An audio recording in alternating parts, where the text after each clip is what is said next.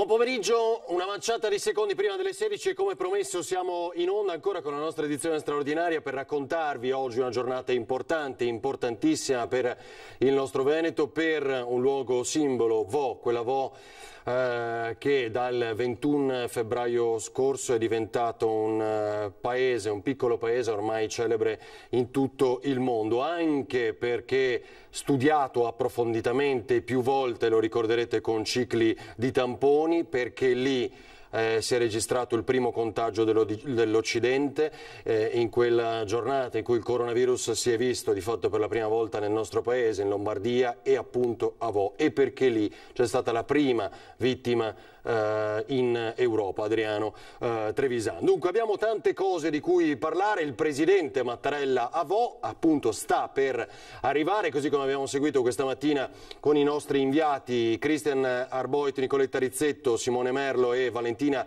Visentin. Continueremo anche per tutto il pomeriggio per seguire l'omaggio del Presidente della Repubblica che sta per arrivare a Vo, tutta la cerimonia, il suo discorso ovviamente ai ragazzi. Abbiamo registrato, tra poco ve la proporremo, la lettera, una di quelle che saranno lette durante i momenti più toccanti di questo pomeriggio, è del piccolo Marco che racconta come siano arrivati a un certo punto gli astronauti in casa sua, quando lui, mamma e papà, un po' tutti in casa avevano qualche linea di febbre e cominciavano a stare male ed erano gli angeli del nostro sistema sanitario, tutti bardati. Lui li descrive appunto come astronauti, e proprio perché di scuola conosce molto, è con noi Anna De Roberto. Ciao Anna, buon pomeriggio.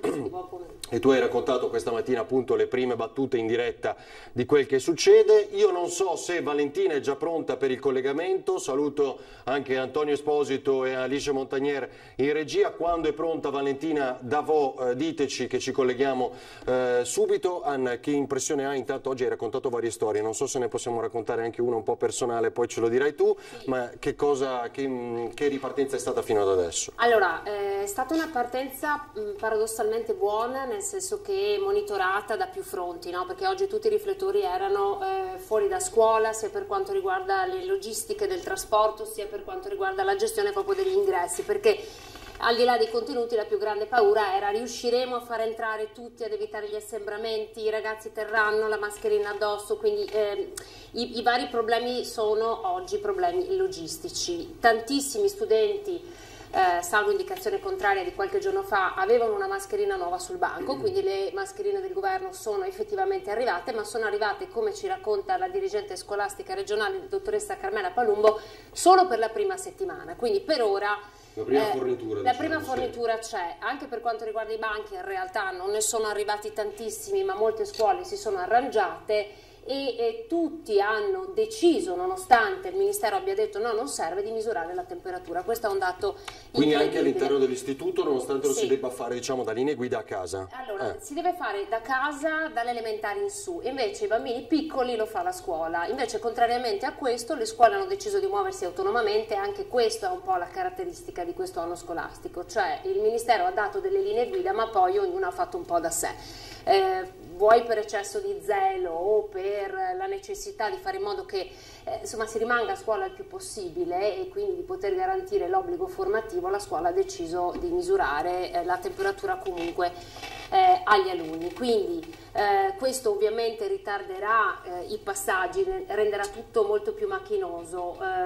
Da casa si è chiesto di firmare un patto di corresponsabilità con i genitori, anche questo è stato un po' contestato perché si dice magari molti genitori hanno paura di dover finire in quarantena, di perdere il posto di lavoro e quindi firmano il patto di corresponsabilità, poi insomma magari mandano gli alunni in classe con il raffreddore. Un'altra cosa da segnalare è che l'influenza del periodo. Esatto, stanno arrivando segnalazioni di telespettatori che ci raccontano che le scuole stanno invitando a lasciare a casa i ragazzi se hanno anche soltanto un raffreddore, e qui il meccanismo rischia un po' di incepparsi, perché poi ci sono i medici di base che dovranno prescrivere un meno Esattamente. Senti, oggi tu racconti, poi lo vedremo magari in qualche anticipazione anche durante questa straordinaria e nei telegiornali questa sera, una storia che purtroppo è un classico quasi ogni anno, ma di fatto in questa circostanza lo si temeva, cioè?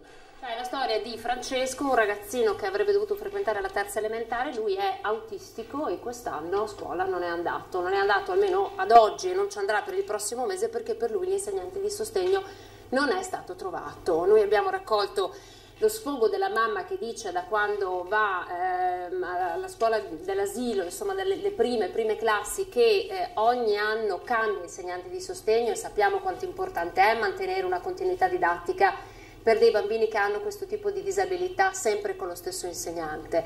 Quindi già il cambio ogni anno è un grandissimo danno per l'obbligo formativo, comunque per la formazione di un ragazzo che ha dei bisogni particolari, e quest'anno tantissimi sono a casa perché gli insegnanti di sostegno non ci sono. 13.000 insegnanti di sostegno mancano in Veneto.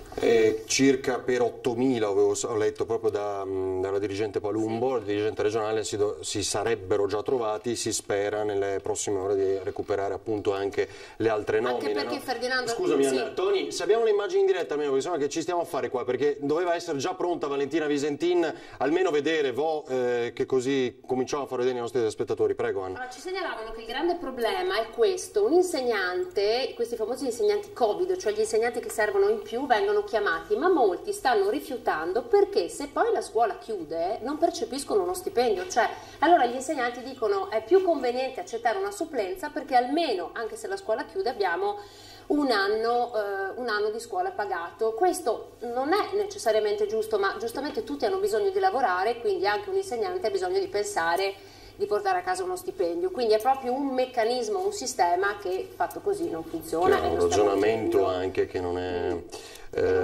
esatto. Allora, qualcosa noi abbiamo ovviamente già raccolto nelle varie interviste anche questa mattina, l'emozione dell'attesa, no? Ne l'avete raccontato voi in diretta con Christian. Tony, mi dici qualcosa per capire se appunto Valentina è pronta, perché appunto noi vediamo tutto fermo per ora da Vo, dove sta per arrivare.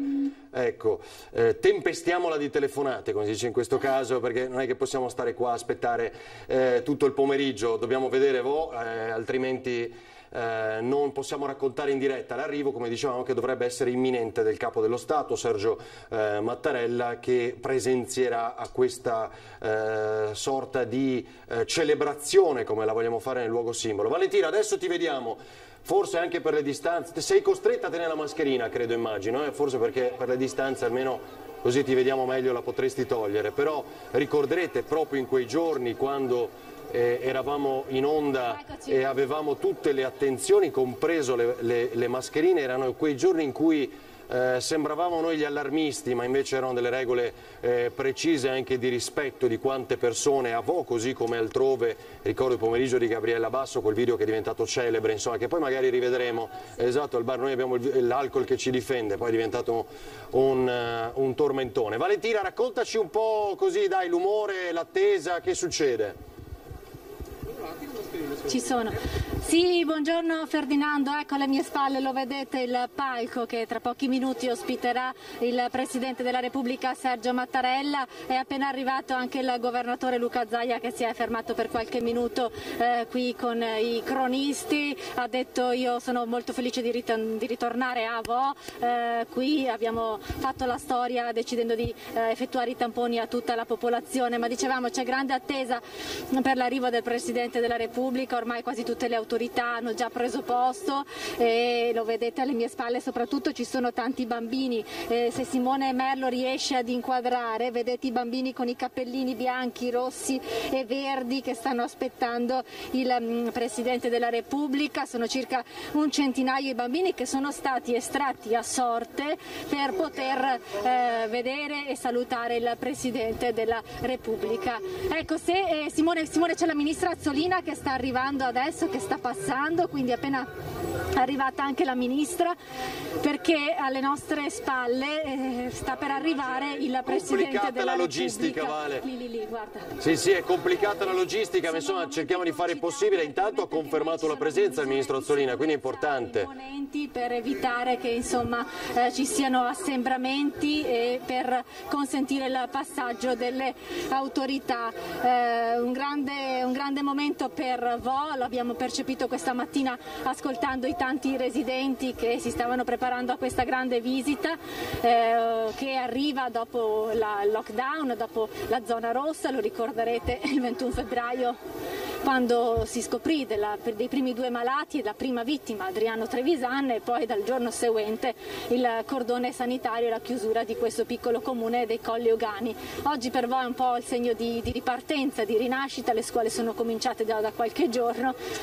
E oggi appunto Mattarella, questo grande riconoscimento, l'inaugurazione dell'anno scolastico qui dal palco della scuola allestito nel giardino della scuola Guido Negri di Vo Euganeo, che ricomprende anche gli istituti di Lozzo Attestino e Cinto Euganeo. Ecco Valentina, se mi senti, so che c'è tanto rumore, fai fatica, però insomma se intuisci le mie parole, come si svolge questo pomeriggio? Ti hanno dato una scaletta anche dal Ministero dell'Istruzione, insomma, che ha organizzato un po' tutto come ogni anno questo momento celebrativo?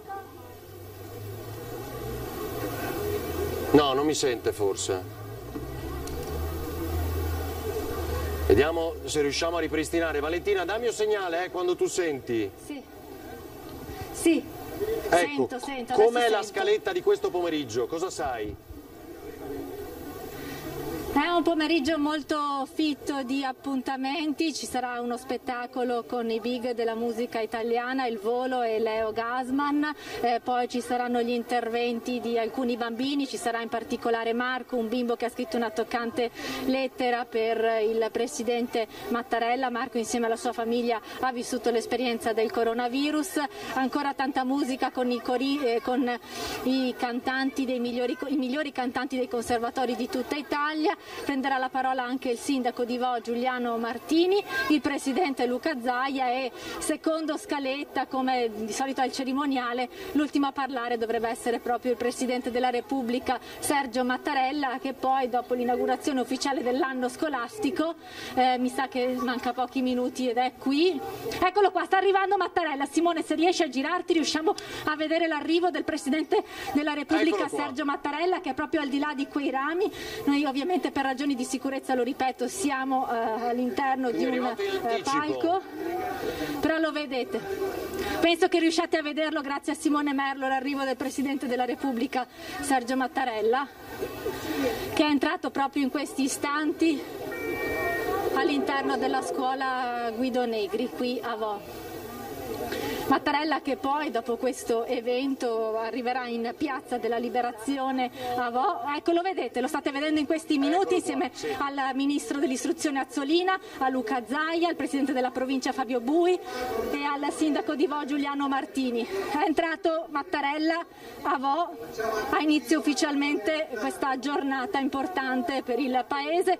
Prima però di tutti i discorsi Mattarella entrerà a scuola e farà un breve sopralluogo di questo plesso scolastico che nei giorni scorsi ha già ripreso le lezioni, con i banchi monoposto, le sedie con le rotelle, attrezzato in piena sicurezza per iniziare quest'anno scolastico davvero particolare. Vediamo, allora Valentina, Mattarella è entrato a scuola, quindi adesso non dovreste se riusciamo a continuare a seguire l'arrivo del Capo dello Stato lì in piazza. Allora, non so se Mattarella Simone non lo vedete più perché è entrato a scuola, però c'è il governatore Luca Zaia che si sta prendendo posto vicino al palco. Lo vedete alle mie spalle, lo sta inquadrando Simone Merlo, perché Mattarella insieme al sindaco di Vo Giuliano Martini e al preside della scuola Alfonso D'Ambrosio si intratterrà per qualche minuto all'interno della scuola facendo un sopralluogo, come dicevo, nelle aule. Scuola che ospita le elementari, le medie e anche l'asilo, la scuola materna. Quindi adesso Mattarella non si vede perché la visita è strettamente privata e è autorizzata per pochissime persone. Mentre lo vedete alle mie spalle la gioia dei bambini che stanno aspettando l'arrivo del Presidente della Repubblica. Si sono preparati con laboratori in questi giorni, anche questa mattina, proprio per salutare al meglio il Capo dello Stato, una visita tanto attesa. Pensate che tanti di questi bambini, anzi quasi tutti, si sono sottoposti sottoposti per 3 volte ai tamponi e al test sierologico per contribuire allo studio voluto dall'Università di Padova, dalla Regione Veneta ed effettuato dal professor Crisanti per capire l'andamento del virus. Uno studio che è stato già pubblicato nella rivista scientifica Nature e che sta dando un grande contributo per capire l'andamento del Covid.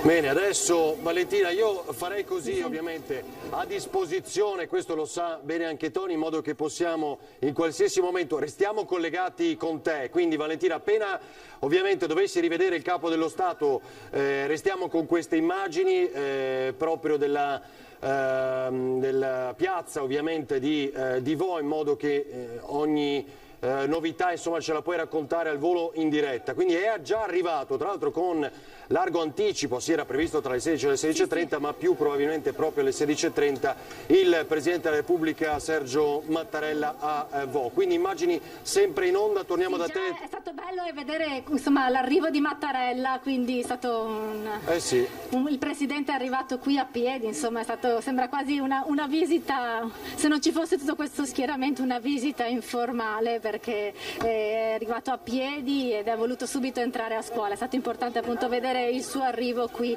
all'interno della scuola.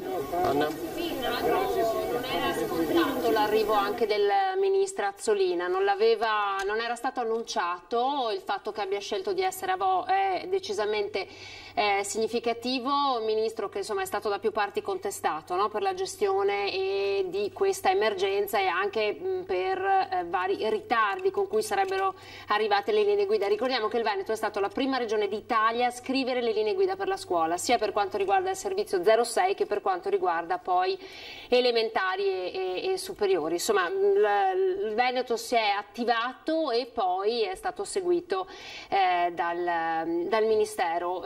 Tante cose, tante indecisioni permangono ancora oggi, come ad esempio l'utilizzo della mascherina, perché per esempio ieri la ministra Azzolina ha detto non la dovete tenere in classe, ma chi vuole la può indossare, quindi anche qui autonomia totale nell'applicazione delle linee guida. Certo, nel senso che se la distanza c'è potete non indossarla, ma se la vuoi tenere, il bimbo lo vuole tenere, se mamma e papà preferiscono che la tenga, il bimbo o la bimba lo fanno. Sono arrivati anche i soldi, Ferdinando, per le scuole colpite dal maltempo di Tiene, Soave, Montecchia di Crosara e Arzignano. Il maltempo di 10 giorni fa ha creato grossi danni in alcune strutture, soprattutto di scuola secondaria, e nel giro di pochi giorni dal Ministero sono arrivati sostanziosi fondi per poter rimettere in piedi queste scuole, che infatti non aprono oggi ma riapriranno dopo le elezioni. Quindi le scuole del Vicentino e del Veronese colpite dal maltempo non aprono. Tra l'altro dicevo appunto che la fornitura almeno in larga parte degli 11 milioni di mascherine al giorno promessa dal Premier Conte, che questa mattina ha accompagnato il figlio a scuola, lo ha raccontato,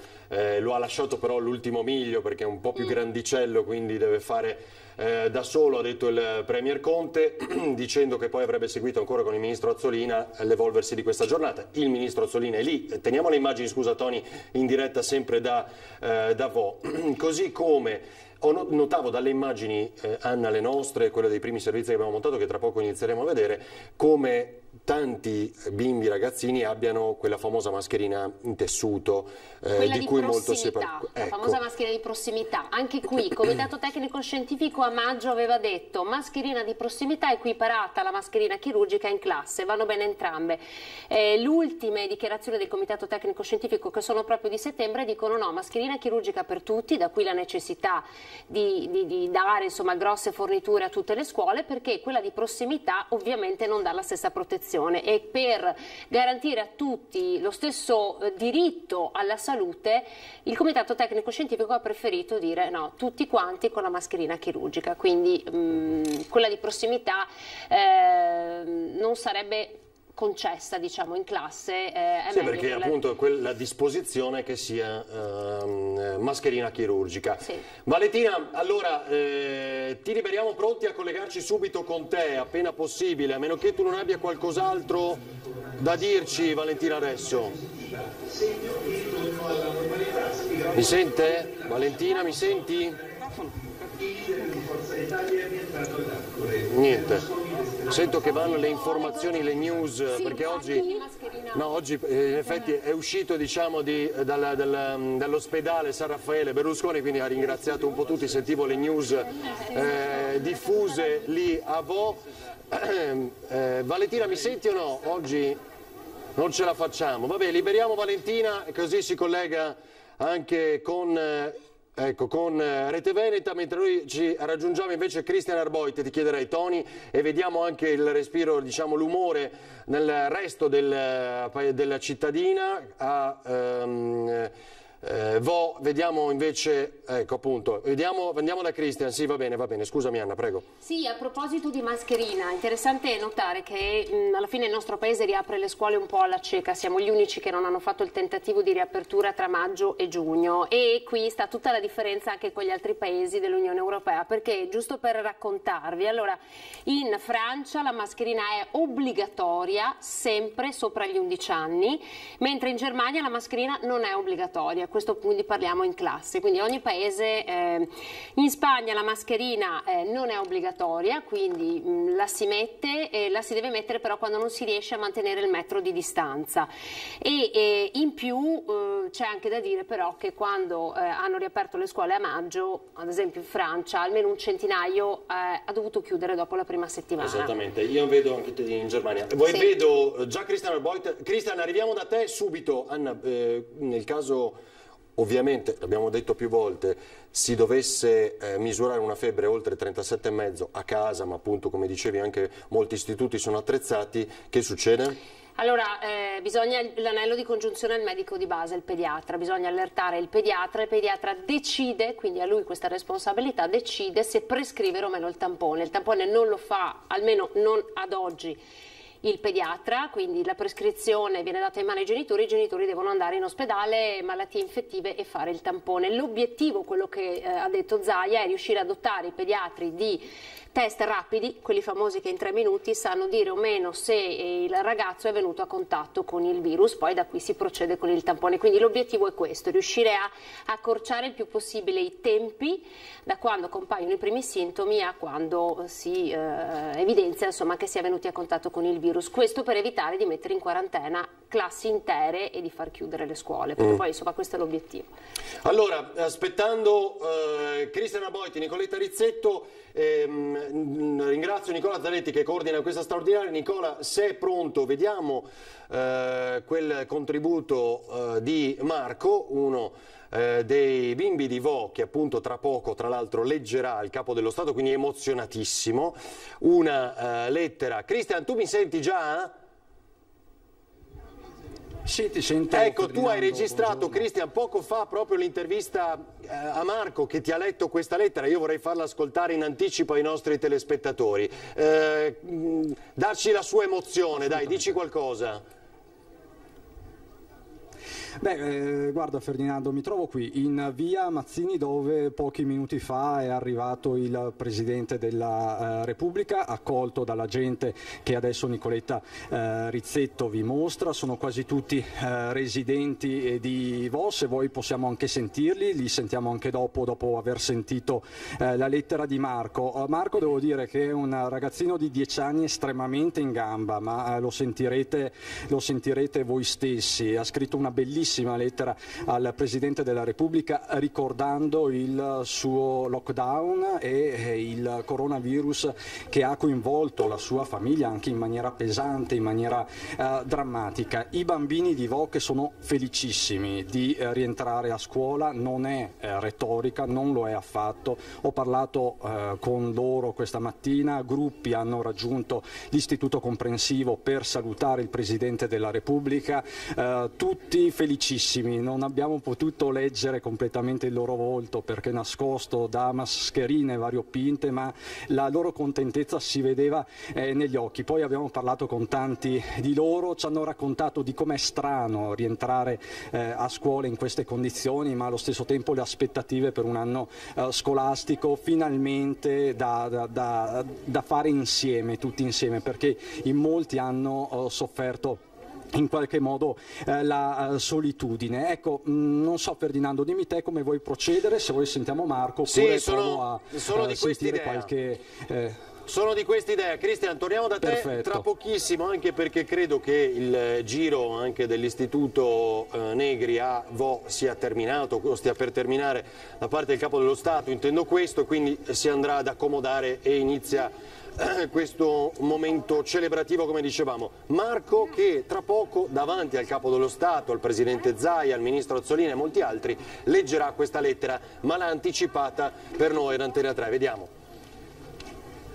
Marco Bagno è il bambino che ha scritto una lettera al Presidente della Repubblica, una bellissima lettera. Marco, ce la vuoi leggere? Sì, egregio Presidente Mattarella, a scriverle è un bambino di soli 10 anni che ultimamente ha avuto un bel po' di cambiamenti nella sua vita. Mi presento, mi chiamo Marco Bagno, abito a Lanzetta con mamma e papà ed il mio fratellino Jacopo di 4 anni, in un bellissimo paesino ai piedi dei Colli Ugani che fa parte del comune di Lozzo Attestino e frequento la quarta elementare dell'Istituto Comprensivo Guglielmo Marconi di Lozzo Attestino.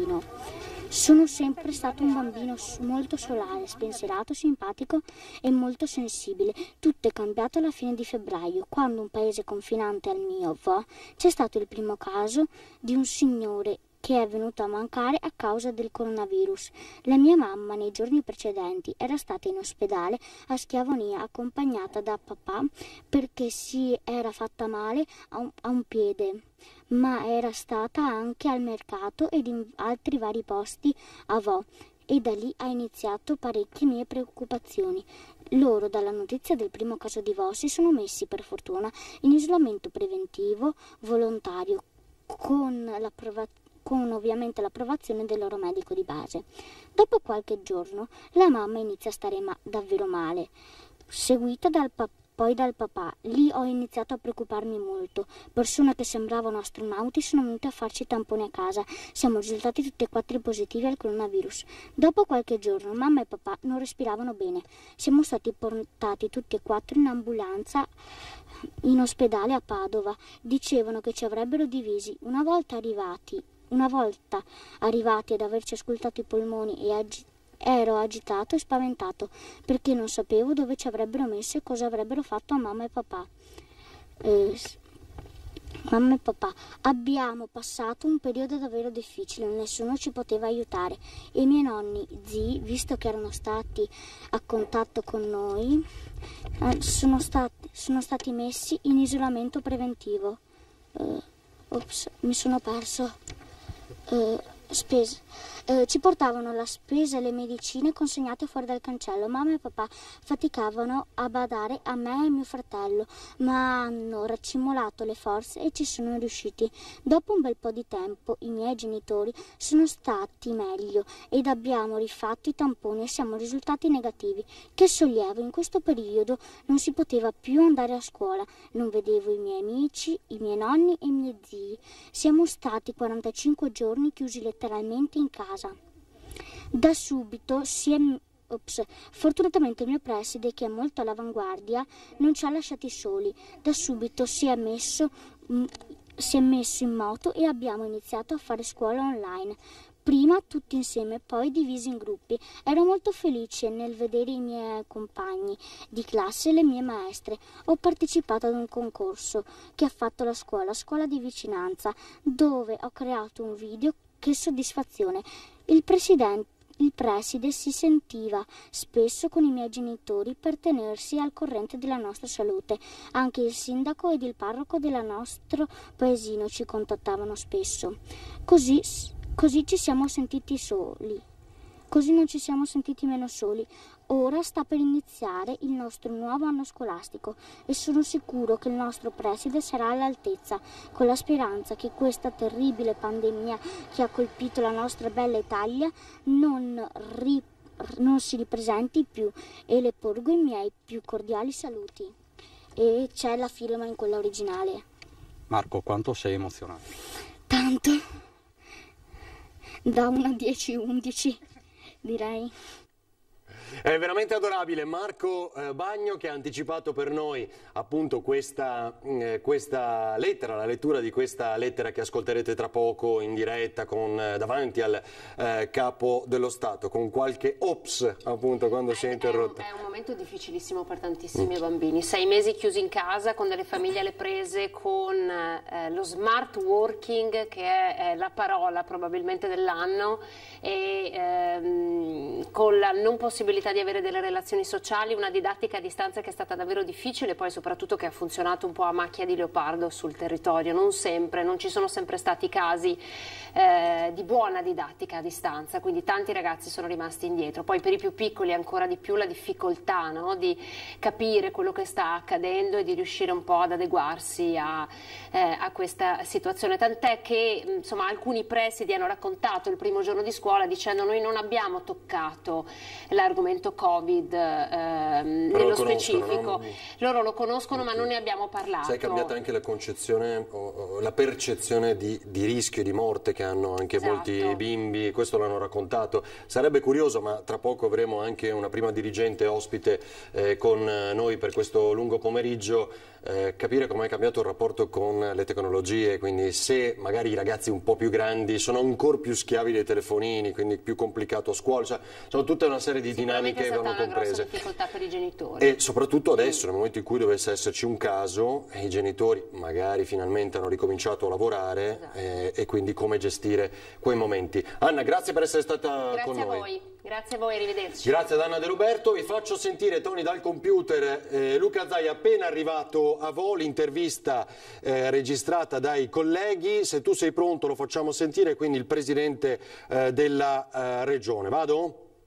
Vado. Un modello proprio quello veneto a livello nazionale. Guardate, per me è un'emozione, anche perché i cittadini mi hanno dimostrato il calore e direi che torno sempre con piacere qui. Io sono quello che ha voluto fare i tamponi a Vo, quei famosi 3.500 tamponi che hanno cambiato il corso della storia di questa regione e soprattutto del coronavirus. Rivede Mattarella, l'ultima volta l'ha visto a febbraio a Padova per la capitale del volontariato, oggi cosa dirà il Presidente? No, l'ho visto anche al Quirinale, nel senso che il Presidente ci parlerò, il Presidente sa benissimo quali sono le istanze, sa benissimo quanto abbiamo performato con il coronavirus e sa anche che questa è la terra dell'autonomia, questo è poco ma sicuro, e lo dimostreremo anche con le prossime elezioni. Oggi è una giornata diciamo bella, perché è un giorno in cui tutto sommato la scuola è riuscita a partire, ma è anche il giorno da cui si comincia a guardare avanti a un autunno preoccupante. Qual è il messaggio? Che noi abbiamo schierato l'artiglieria pesante, avremo quantomeno una psicosi da coronavirus che è dettata da tutte le sindromi influenzali che dovremo analizzare e far subito la diagnosi differenziata. Siamo pronti, abbiamo 480.000 tamponi rapidi, il Veneto è colui che ha proposto i tamponi rapidi a livello nazionale, abbiamo 700.000 tamponi molecolari, abbiamo i punti di accesso diretto per fare i tamponi, insomma la squadra c'è, lavora e vedrete che anche questa volta ce la faremo. Presidente, avete definito la data di inizio della campagna per il vaccino contro l'influenza? Abbiamo definito questa mattina di dare una percentuale dei vaccini anche alle farmacie per creare questo network nel territorio. Il vaccino in Veneto non è obbligatorio ma è fortemente raccomandato per l'influenza. Siamo stati la prima regione ad acquistare i vaccini, 1,5 milioni di dosi per un controvalore di circa 8 milioni di euro. Governatore Luca Zaia, pochissimi istanti fa, appena pronto, torniamo a collegarci con Vo, come detto, dove è arrivato il Capo dello Stato, così appunto il Presidente Zaia, come avete visto, il Ministro Azzolina, arriva anche il Ministro D'Incà, credo che sia anzi già arrivato. Saluto e ringrazio Maria Antonia Piva, dirigente scolastico del Duca degli Abruzzi. Grazie pomeriggio. A voi altri, buon pomeriggio. Ben trovata. Allora, che giornata è stata? Ma è stata una giornata, intanto non si è ancora conclusa. Esatto, è stata una giornata che sembrava essere magari una giornata di rischio, di difficoltà, ma è stata una giornata di festa, almeno noi l'abbiamo vissuta così, una giornata di entusiasmo perché bisognava ripartire, questo era davvero importante, per cui una giornata densa di tante cose. E come è andata allora, mettiamola così, che giudizio dà? Sono stata contenta. Nella mia scuola a Treviso abbiamo dedicato questa giornata soltanto ai ragazzi delle classi prime, ma è un'abitudine che abbiamo, cioè tutti gli anni il primo giorno di scuola è per le matricole, abbiamo 16 classi. E poi cominciano gli altri. Poi domani cominciano gli altri, perché è giusto un po' che si ambientino, genitori eccetera. Preoccupati, hanno capito? Genitori, fatto nuovo, non erano in classe, li abbiamo contattati i giorni precedenti con lettere, tutto quello che poteva servire anche a sciogliere tensioni, preoccupazioni. Certo, è un momento di eccezionalità, richiede ai ragazzi un'attenzione particolare, però direi che è andato bene. Li ho trovati concentrati sul pezzo e anche con una sufficiente serenità per quello che poteva essere la giornata. Allora, Valentina, ci senti? Che vedo che lì si anima il pomeriggio. Cosa sta succedendo, Valentina? Sì, noi cerchiamo di raccontarvi, perché adesso è iniziato anche il momento musicale che anticipa poi gli interventi ufficiali dal palco. Sul palco c'è Leo Gasman adesso, il vincitore di Sanremo Giovani, che sta riproponendo la sua canzone per i ragazzi qui della scuola di Vo. La sentite? Ecco, Mattarella si è accomodato, immagino. Fatica a parlare, però lo sentite, questo è il primo momento musicale, poi dovrebbero esibirsi il volo. Nel frattempo sta continuando la visita del Capo dello Stato Mattarella all'interno dell'Istituto Elementare Statale Guido Negri.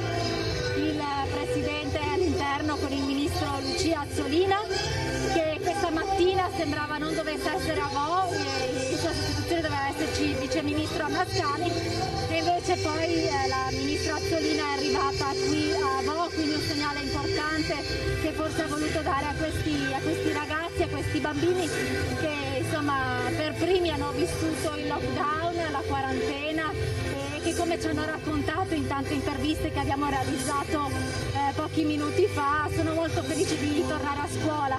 Significativa una bambina che ci ha detto: sono più emozionata di aver iniziato la scuola che di vedere il Presidente Mattarella. Va bene, allora Valentina, io credo che tu faccia veramente fatica a sentirmi, anche perché appunto c'è la musica dal vivo. Ecco, l'applauso, quindi è terminata. Mattarella quindi ancora sta continuando il giro. Io credo di aver capito, c'è anche la Presidente del Senato, Maria Elisabetta Alberti Casellati, quindi insomma le più alte cariche dello Stato in questa giornata. Casellati, ecco, c'è sono a Vo. Dell'Università di Padova Rosario Rizzuto, il professor Crisanti che è a Vo, così come il sindaco di Padova Sergio Giordani e molte autorità, c'è il presidente del CONI Malagò, e insomma tantissimi gli esponenti sia nazionali che locali che sono qui in questo momento, ma soprattutto ci sono i bambini. Bene, va bene, grazie Valentina, restiamo con queste immagini, ecco, se puoi avvertire Simone, sempre in onda le immagini, quindi in modo da poter dare uno sguardo a quel che accade lì a Vo in ogni istante. Diceva la dottoressa poco fa che aveva partecipato a qualcosa di simile. Io 3 anni fa ero a Taranto per l'inaugurazione dell'anno scolastico sono giornate che colpiscono. Tra l'altro la scelta del Presidente Mattarella già da qualche anno è di abbandonare il Quirinale per questi momenti di inaugurazione dell'anno e recarsi sul territorio, particolarmente in luoghi che hanno un'esigenza di vicinanza maggiore, un qualcosa di esemplare. E colpisce del Presidente proprio il tratto di profonda vicinanza umana, di modo di fare molto pacato, ma al tempo stesso profondamente calato nella vita delle persone, un grande senso di intimità. Anche posso capire l'emozione dei bambini di un paese marginale fino a qualche tempo fa, poi conosciuto per motivi profondamente dolorosi, che adesso si sentono protagonisti di una storia di riscrittura della loro vita. È un momento bello. Molto, dobbiamo dire, siccome vedo anche molti commenti alla nostra diretta sulla pagina Facebook Antena 3, non solo, insomma, di chi scrive dove era il Presidente, è un classico, insomma, è chiaro che un Presidente non poteva venire nei giorni del 21 febbraio, è chiaro che ha seguito e intervenuto tante tante volte anche durante questi mesi difficili con i suoi videomessaggi, ma il segnale di oggi è fortissimo. Abbiamo detto tutte le più alte cariche dello Stato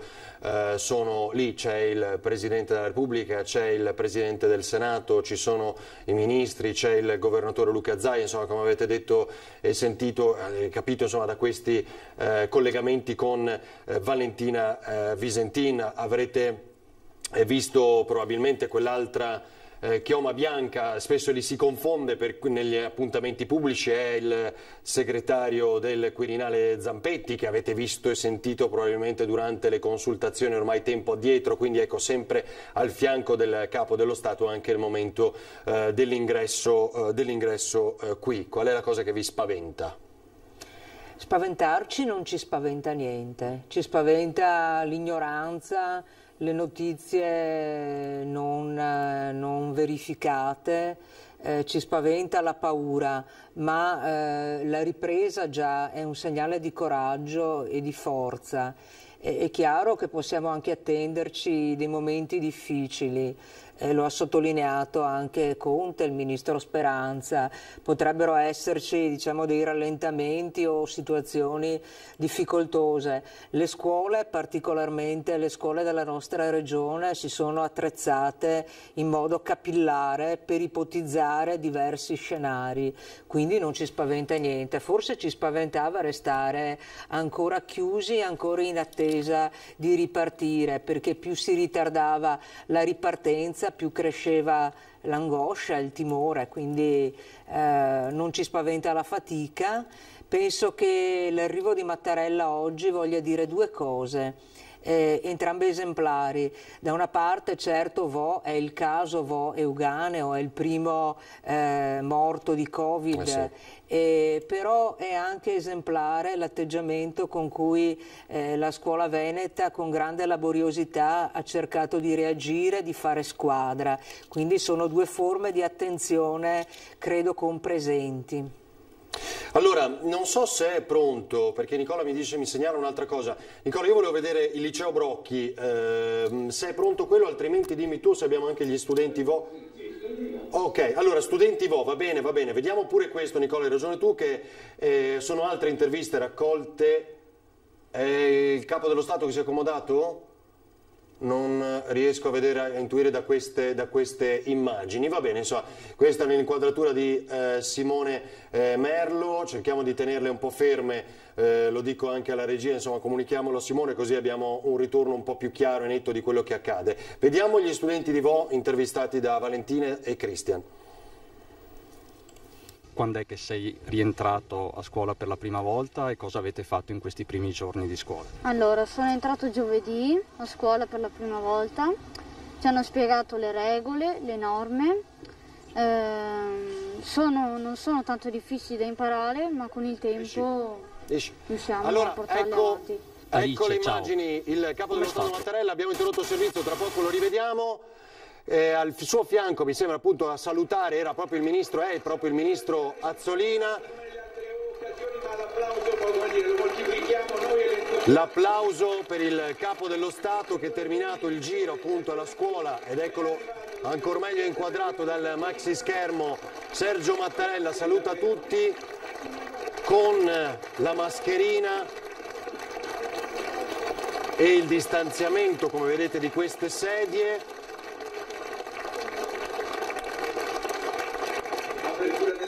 Il suo omaggio, e poco più in là lo vedete alla destra il Presidente del Senato, la Presidente del Senato Casellati, ed ecco appunto Sergio Mattarella a Vo. Il Capo dello Stato qui nel giorno di inaugurazione dell'anno scolastico, il primo giorno di scuola per tantissimi in tutto il paese, a parte, sapete, almeno 6 regioni, soprattutto nel sud, la Sardegna, la Puglia, insomma, e via dicendo. Però qui la scuola si conferma, comincia oggi. Abbiamo sentito poco fa anche dalla dottoressa Piva come oggi in particolar modo al Duca degli Abruzzi le prime come sempre si fa, e da domani tutte le altre classi. Allora torniamo a sentire gli studenti di Vo. Che giornata è stata questa mattina? scuola, cioè... Quando è che sei rientrato a scuola per la prima volta e cosa avete fatto in questi primi giorni di scuola? Allora, sono entrato giovedì a scuola per la prima volta, ci hanno spiegato le regole, le norme, non sono tanto difficili da imparare, ma con il tempo riusciamo a portarle avanti. Alice, ciao. Com'è stato ritornare in classe? Bello, ho visto i miei amici, le mie maestre, sono stata felice. Che classe fai? Terza. A me piace molto andare a vedere Mattarella. Ecco, ma cosa avete provato il primo giorno di scuola? A ritrovarvi tutti quanti insieme? Com'è stato? Tutti quanti e di quello per fare tutti. Che giornata è questa per voi? Siamo felici di vedere il presidente che viene a scuola nostra, anche perché è un orgoglio per la nostra scuola ospitare il presidente. Cioè siamo felici di avere il presidente a scuola, cioè non è una roba di tutti i giorni. Che periodo avete vissuto qui a Vo?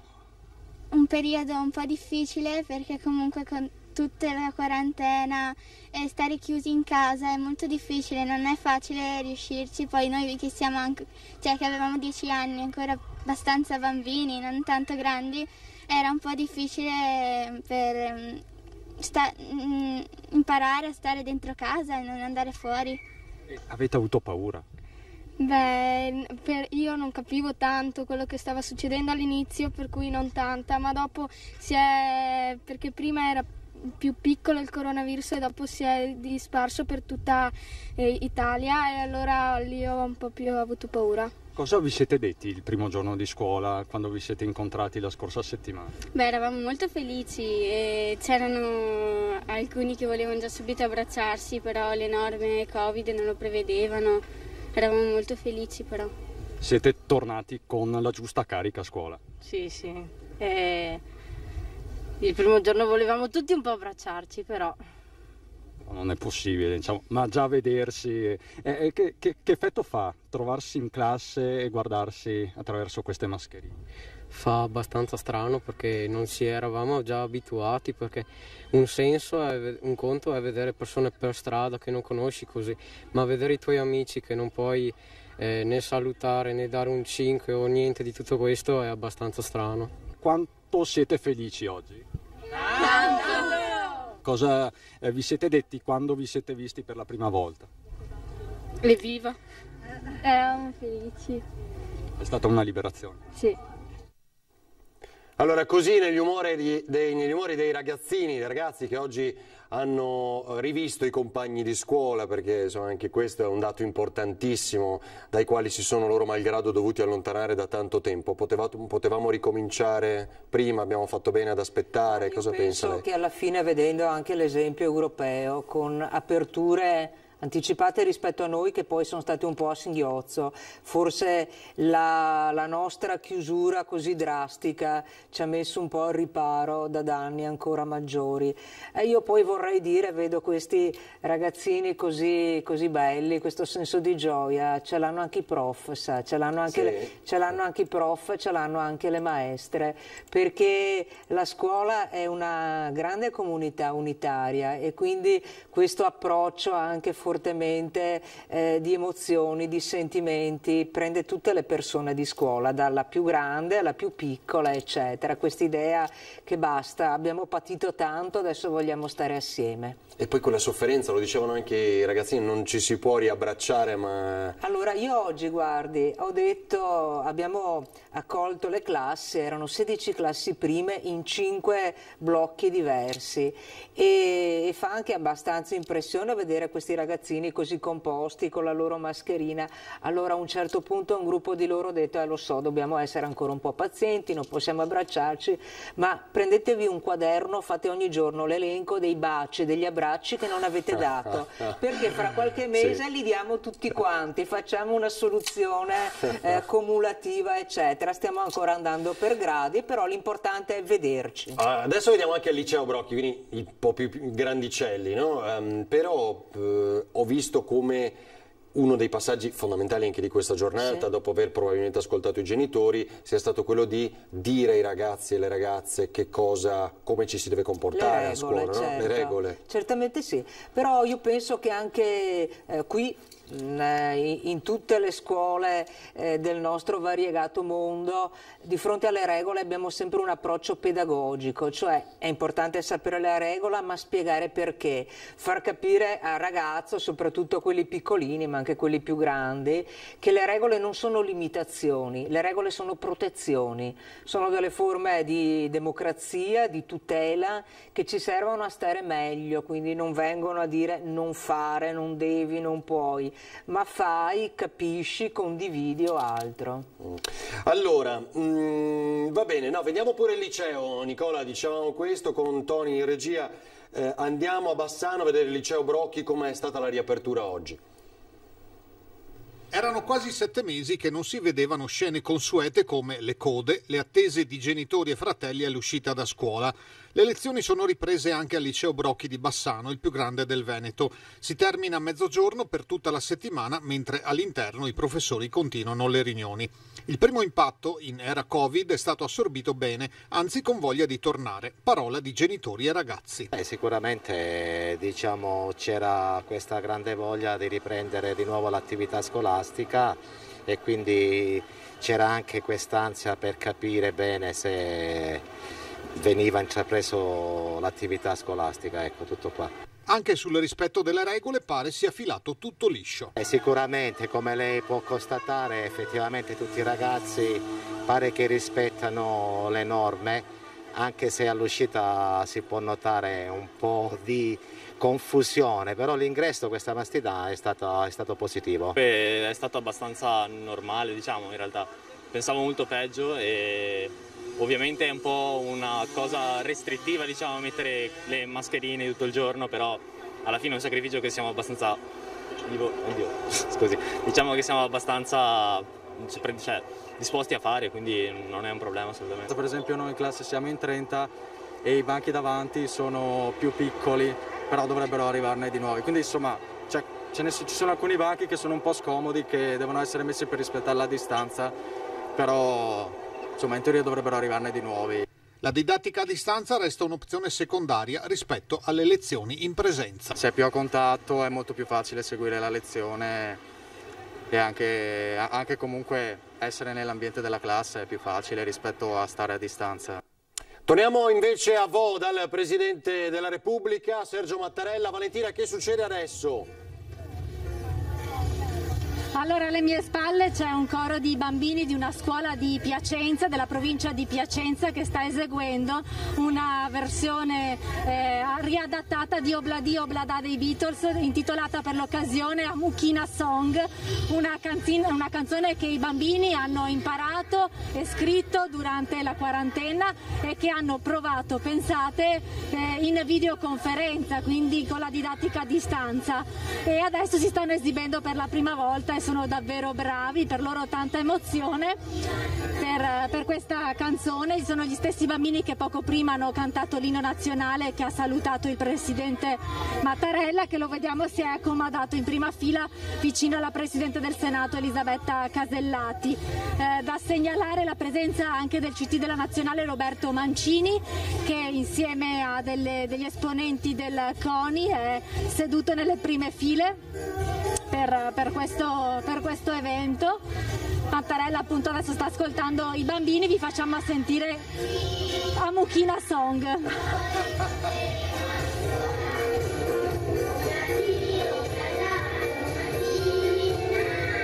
Sentite i bambini, noi torneremo a scuola, questa è la richiesta che insomma stanno facendo i bambini, emozionati perché per loro questo è il primo giorno di scuola. Bellissimo, Amukina Song, grazie Valentina, restiamo con le immagini perché poi molta fantasia per esorcizzare, no? Anche nei disegni.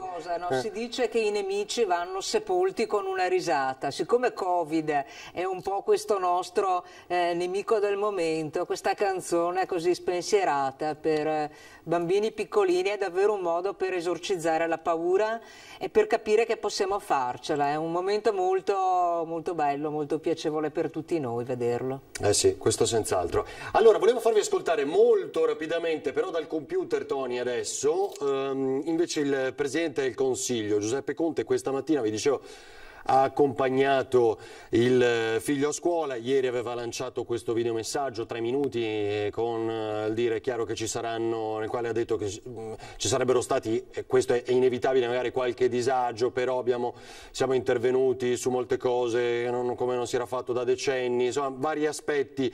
Impegnatevi a scuola per migliorare voi stessi, questo era poi il messaggio del Presidente del Consiglio. Ascoltiamolo questa mattina. Io questa mattina presto mi sono dedicato nella mia veste di padre all'alba, ho accompagnato mio figlio, ovviamente l'ho accompagnato sempre, ho cercato sempre di accompagnarlo da quando era alle elementari. E adesso che alle medie è diventato un po' più grandicello, l'ho lasciato per l'ultimo miglio che ha percorso da solo. E ovviamente mi sembra corretto, anche nei riguardi dell'istituto scolastico che lui frequenta, che io abbia solo la veste di padre, non di Presidente del Consiglio rispetto a quell'istituto scolastico. Ho detto questo, invece continuerò, come oggi faremo con la Ministra Azzolini e gli altri ministri competenti, anche a valutare questa prima giornata e a continuare a lavorare a tempo pieno per contribuire alla realizzazione di un anno scolastico che sia veramente formativo, che proceda spedito nell'interesse di tutti. Grazie. Così appunto il Premier Giuseppe Conte questa mattina. Non ho ricordato, tra l'altro, poi se vuole intervenire anche lei, Piva, sentiamo qual è la sua opinione. Il sondaggio, noi ogni lunedì, perché poi stasera c'è Ring, ma lanciamo un sondaggio un po' per capire che cosa dicono i nostri telespettatori. Tony, se lo hai, cioè lo scenario che parte da oggi, quindi con il ritorno a scuola, e se temiamo una impennata, un aumento dei contagi. Quindi c'è la possibilità, come sempre, di telefonare, farlo ai nostri numeri di telefono, ed eccolo qua, 0422 16 26 691 se la vostra risposta è sì, 0422 16 26 690 se invece è no. Vi ricordo ancora una volta che è una chiamata, ecco, lo vedete scritto, è una chiamata gratuita, anonima, quindi nel momento in cui telefonate sentirete il segnale di occupato, ma ha già registrato la vostra preferenza. Quindi temete un aumento dei contagi? Cosa risponde? Beh, da persona di scuola non posso dire sì, che temo un aumento dei contagi. Certo che può esserci anche un aumento dei contagi tutte le volte che si amplia il numero delle persone che si incontrano. Allora l'antidoto al numero dei contagi è una attenzione maggiore alle regole, ma ai principi anche base, direi, di igiene, un'organizzazione più adeguata. Sarebbe illogico da un lato dire no, non temiamo, ma sarebbe sbagliato dire siamo in preda al timore, il timore ci imballa. Dobbiamo anche, credo, con un po' di intelligenza riuscire a disciplinarlo e a predisporre tutto quello che può anticipare ogni scenario diverso, anche chiaramente i meno felici. Allora, continuiamo a vedere anche queste immagini in diretta. Poi Nicola, dici pure se possiamo spostarci da Christian Arboit. Altra cosa che volevo vedere, poco fa abbiamo ascoltato il messaggio del Presidente del Consiglio, l'intervista a Luca Zaia lì appena arrivato, che ha ricordato sono stato io a volere chiudere, fare i tamponi, vi dicendo, avremo anche Crisanti tra poco, quindi sentiremo anche l'intervista a Crisanti raccolta dai nostri inviati sul posto. Il messaggio di questa mattina invece di Luca Zaia, se lo hai pronto Tony dimmi pure, per ricordare, insomma, lanciare il suo augurio a tutti gli studenti della nostra regione che da oggi si misureranno con la scuola e un ritorno alla normalità. Sentiamo Luca Zaia. Un saluto a tutti voi ragazzi, e non potevo non darvi questo saluto, questo messaggio per l'inizio delle scuole, quindi primo giorno di scuola. Io ricordo i miei primi giorni di scuola, l'emozione, ma anche l'attesa di vedere i compagni che avevo lasciato all'inizio dell'estate. Purtroppo per voi questo anno scolastico rivedrete i compagni dopo mesi e mesi, anche perché le scuole sono chiuse da fine febbraio 2020. Sarà un giorno di scuola particolare, perché è il giorno di scuola che verrà ricordato come la riapertura dopo il lockdown, ma sarà anche comunque una riapertura con la preoccupazione del coronavirus. Io so che voi siete stati eccezionali, l'ho detto in molte occasioni, i ragazzi, i giovani sono stati coloro che hanno rispettato di più le regole, che hanno saputo stare in casa, sono coloro che mi scrivono su Instagram, sui social per dirmi guarda lì c'è un assembramento, lì c'è qualcuno che non porta la mascherina. Cercate di continuare ad essere così, di fare in modo che le regole siano rispettate, sono poche, no? La mascherina quando vi muovete all'interno del plesso scolastico non la dovete portare ai banchi quando siete seduti, l'igienizzazione ovviamente delle mani e poi il virus come è venuto se ne andrà. Sarà ovviamente un inizio di scuola differente, troverete le aule cambiate, troverete magari i banchi cambiati, i rapporti magari con i vostri insegnanti, con il personale scolastico sarà un po' più differente rispetto a prima. Però come dico sempre, dopo la pioggia viene il sereno, quindi guardate questo primo giorno di scuola come l'inizio di un nuovo percorso. Il virus se ne andrà, però c'è bisogno dell'aiuto di tutti e in particolar modo del vostro aiuto. Rispettate le regole e soprattutto perché siete bravi fatele rispettare anche agli altri. Buon inizio di scuola. Diamo uno sguardo anche per chi ci segue. Vi ricordo il sondaggio, grazie a Tony, che poi stasera ricorderemo ancora una volta a Ring, daremo il risultato delle vostre telefonate.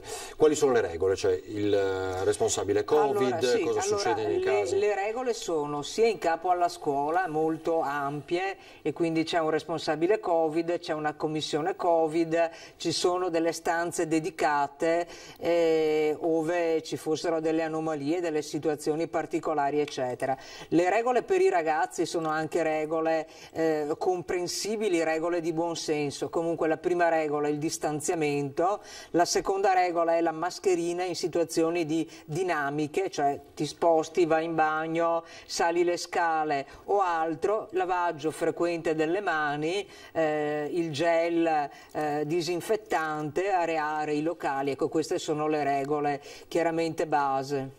Allora, tra l'altro è arrivata adesso una dichiarazione del commissario Arcuri, abbiamo distribuito fino a ieri 94 milioni di mascherine, sapete che ha detto il Presidente del Consiglio, lo ricordo ancora una volta, 11 milioni di mascherine al giorno per tutti, quindi insegnanti, voi le avete? E studenti? Sì, sono arrivate? Sì, le abbiamo, è chiaramente che i numeri sono così grandi da necessitare un turnover continuamente di fornitura, però anche qui la raccomandazione che tutti abbiamo fatto, anche da madri e padri di famiglia, ai ragazzi in ogni caso un piccolo kit personale proprio di emergenza, quindi la piccola boccettina di disinfettante che la portino anche loro in ogni caso, anche se poi non ci sarà bisogno. Ci sono ragazze o ragazzi che sono presentati con la mascherina in tessuto? Pochissimi. In quel caso cosa si fa? Gli si spiega che è preferibile la maschera invece di tipo chirurgico eccetera, però erano pochissime. Io concordo su quello che ha detto il Presidente Zaia, abbiamo trovato ragazzi molto sul pezzo, molto sobri anche come atteggiamento, così va bene, responsabili diciamo così, sì, forse è quasi più di no, non dico, non dovrei dirlo, però insomma dai, sono bravi, ci danno il buon esempio. Ecco, mettiamola così. Allora, dicevo, abbiamo distribuito fino a ieri 94 milioni di mascherine, oggi ne distribuiamo altri 65 milioni, considerando che gli studenti sono 8 milioni e mezzo, il personale docente e non docente 1,5 milioni, abbiamo almeno 2 settimane, se non 3, di autonomia, dice Arcuri, e lo ha detto a Vo in occasione della festa alla scuola con il Presidente Mattarella e il commissario per l'emergenza Covid Domenico Arcuri. Abbiamo fatto uno sforzo straordinario in pochi giorni, ha aggiunto, contribuendo a riaprire tutte le scuole in sicurezza, siamo molto soddisfatti, non mancherà mai nessuna mascherina a nessuno fino alla fine dell'anno scolastico. Appena è pronto un altro contributo mi dite, anche se Valentina vuole raccontarci un po' cosa succede, eppure tra pochi giorni si chiude di nuovo. Speriamo davvero di non arrivare. No, io parlo delle elezioni, per carità, intendo dire questo. Questo elezioni, è senz'altro, ecco. questo è senz'altro un po' il punto di domanda in alcune realtà scolastiche. Purtroppo le scuole sono la sede privilegiata, magari possono anche gli spettatori chiedersi ma perché sempre dalle scuole? Perché le scuole sono attrezzate con rampe per disabili, ad esempio, cioè sono luoghi dello Stato attrezzati in maniera ottimale per una pluralità di persone che circolano. Allora, adesso facciamo una cosa, ci prendiamo qualche minuto e vi ricordiamo una cosa, una piccola che però è diventata virale.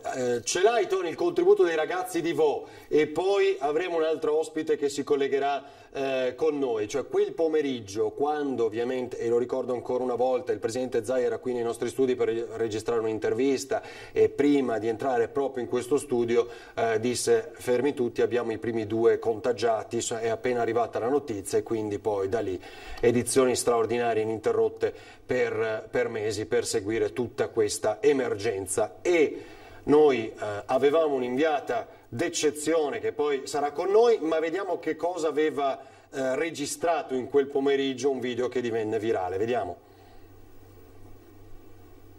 Vedo dei signori qui seduti al bar. Buonasera, buonasera. Eccovi qua. Avete sentito? Sembra che proprio da qua, da Vo Euganeo, ci sono 2 anziani che sono affetti da coronavirus. Sono stati portati al reparto di malattie infettive di Padova. 2 anziani che avrebbero giocato a carte con dei cittadini cinesi, probabilmente residenti qua a Vo Euganeo. Siete preoccupati? Ma no, noi abbiamo l'alcol che ci protegge. Beh, no, non eravamo... A parte gli scherzi, è una situazione seria perché è una malattia contagiosa, si muore.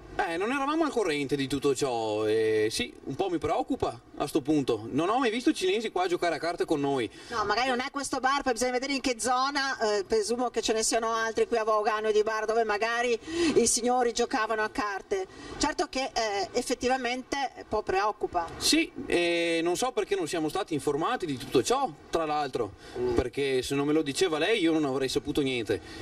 Quindi... Poi lei è preoccupato questa cosa di questo possibile, sembra stanno aspettando la seconda batteria dei test dallo Spallanzani, che è il centro di riferimento appunto per il coronavirus, che però Sembra strano che un veneto giochi a carte con un cinese, comunque no? Vabbè, e così era. Gabriella, ciao, buon pomeriggio. Pensavi di passare indenne questo pomeriggio, eh? Allora, saluto collegato dalla redazione di Vicenza, Gabriella Basso. Insomma, di fatto sei stata tu a portare la notizia. Oggi ne possiamo, ecco lo dico, ne possiamo un po' sorridere in una piccola parte, anche perché appunto è stato un pomeriggio di grande tensione e poi sappiamo quello che è avvenuto. Però Gabriella, quel video è diventato il racconto, no? Anche di quelle prime ore. Sì, è stato un pomeriggio molto intenso perché siamo arrivati lì a Vo Euganeo che erano circa le 18:30, quando ancora le notizie erano frammentarie. Si sapeva che c'erano sicuramente 2 persone che erano ricoverate, si sapeva che stavano male, si sapeva che stavano facendo i test, ma non c'era ancora la certezza matematica che si trattasse di Covid-19, per cui sono arrivata a Vo Euganeo dove la gente a quell'ora non c'era praticamente quasi nessuno in giro e soprattutto non sapeva nulla, come lo stesso giovane del bar che poi è diventato famoso grazie a questo video, non sapeva assolutamente, l'ho anche detto effettivamente, perché nessuno ci ha avvisato, perché in tanti poi pian piano girando lungo per le vie, entrando dentro i negozi, il parrucchiere, nessuno sapeva nulla ed erano tutti poi preoccupati. Mi ricordo che addirittura quando ero io stessa che davo la notizia, man mano che dalla redazione a cui mi aggiornavano su a che punto era la situazione, io aggiornavo gli abitanti di Vo praticamente, e mi rincorrevano per strada per chiedermi: ma allora, ma è vero o non è vero, qual è la notizia, ma allora effettivamente ci sono due nostri concittadini ammalati. Insomma, è stato un pomeriggio e poi serata lunghissima, perché poi quando poi c'è stata la conferma è diventato tutto più, diciamo, istituzionale. Siamo stati con il sindaco praticamente tutta la serata che cercava anche lui di capire, di muoversi, come muoversi. Si parlava già di chiudere la cittadina, in che termini chiudere la cittadina. È stata un pomeriggio notte lunghissimo, difficile, anche se devo ammettere che a Vo tutto il pomeriggio non c'era proprio la percezione ancora della gravità della situazione, e anche in serata avevano già chiuso diciamo, il locale poi imputato dove i 2 anziani si trovavano, insomma. Ti faccio vedere una cosa, Gabriella, tra l'altro appunto quel video è diventato virale. Tony, riesci a inquadrare il computer da Facebook e quella immagine ripresa da chi era con te, Gabriella, quel pomeriggio, che non ricordo? Sarà come Simone Squarcina. Simone Squarcina, esatto, quella lunghissima diretta. Quindi l'immagine poi ripresa di te e i ragazzi da Simone Squarcina è diventata anche il logo, credo adesso all'esterno del bar, no? Ecco, lo vedi? Sì, è diventato, diciamo che il video ha reso famoso questi ragazzi, ha reso famoso anche Bo, non solo ovviamente purtroppo per il coronavirus, ma per questa nota diciamo anche così divertente, possiamo dire, anche se devo essere sincera che a me ha turbato molto proprio il fatto che nessuno sapesse nulla, e, cioè, per la gente era proprio una cosa inimmaginabile, inconcepibile, era lontanissimo il virus in quel momento. Eh sì, va bene, grazie a Gabriella Basso, buon lavoro, ciao. Grazie, buon lavoro. Ciao, dunque stiamo seguendo il presidente Mattarella a Vo, anche perché ci avviciniamo al momento in cui sarà lui poi a mandare un messaggio ai ragazzi. Che è Mancini adesso, ho sentito, visto almeno dalla comunicazione, non so se Valentina, eccolo là, Mancini, il CT dell'Italia che sta lanciando il suo messaggio. Se Valentina ci sente. Hai vinto praticamente tutto, stile libero, sei una campionessa incredibile. La cosa che volevamo sottolineare proprio qua a tutti a scuola è che l'università è possibile farla anche essendo una grandissima campionessa. Ecco, appunto, c'è Roberto Mancini, come vedete, ospite di questo pomeriggio da Vo. Allora, Nicola, se possiamo spostiamoci con Christian Arboit appena è pronto. Va bene, dottoressa, io intanto, anche perché ci avviciniamo poi alle 17:30 in questo lungo pomeriggio, anche per alternare poi le testimonianze, certo. Ci sarà qui una sua collega a raccontare un altro aspetto, lo dico anche per i nostri telespettatori. Da adesso viviamo una nuova sfida. Con la paura, come ho detto poco fa, anche di quello che è successo altrove, di Israele per esempio, che ha già annunciato il secondo lockdown dal 18, quindi insomma siamo veramente vicini. Ritiene che la cosa più importante sia quella che abbiamo capito in questi mesi, controllare la popolazione, controllare quindi nel suo caso la sua popolazione, che sono gli studenti e i docenti, come hanno reagito, perché c'è stata qualche polemica anche su questo, no? La parola controllo è una parola che di per sé ci mette un po' di timore, perché la vediamo come una barriera di irrigidimento. Direi che più che controllare si tratta di accompagnare, si tratta di tutelare, si tratta di proteggere. Questo è il senso delle misure anti-Covid a scuola. Credo che la vera sfida, sa qual è? La sfida della normalità. Gradualmente riuscire a entrare in una situazione di normalità, in una situazione di fiducia, chiaramente con le protezioni del caso. Sembrerebbero essere due elementi fra di loro un po' contrastanti, come si può essere normali con misure straordinarie, però questa è la sfida che abbiamo di fronte. Senta, poi molto si è detto anche dei cosiddetti insegnanti fragili, no? Quindi bisogna proteggerli, questo è inevitabile. Come ogni lavoratore. Ecco, col paradosso poi che non possono neanche lavorare da casa, c'è questo paradosso un po' delle ultime ore. Però che cosa, come avete affrontato questo aspetto, cosa si sente di dire? L'abbiamo affrontato anche questo come da norma. Allora, il dirigente scolastico tra le molte cose è un datore di lavoro, e il datore di lavoro tra le varie misure che deve assicurare è la protezione della salute dei lavoratori, che è il bene più prezioso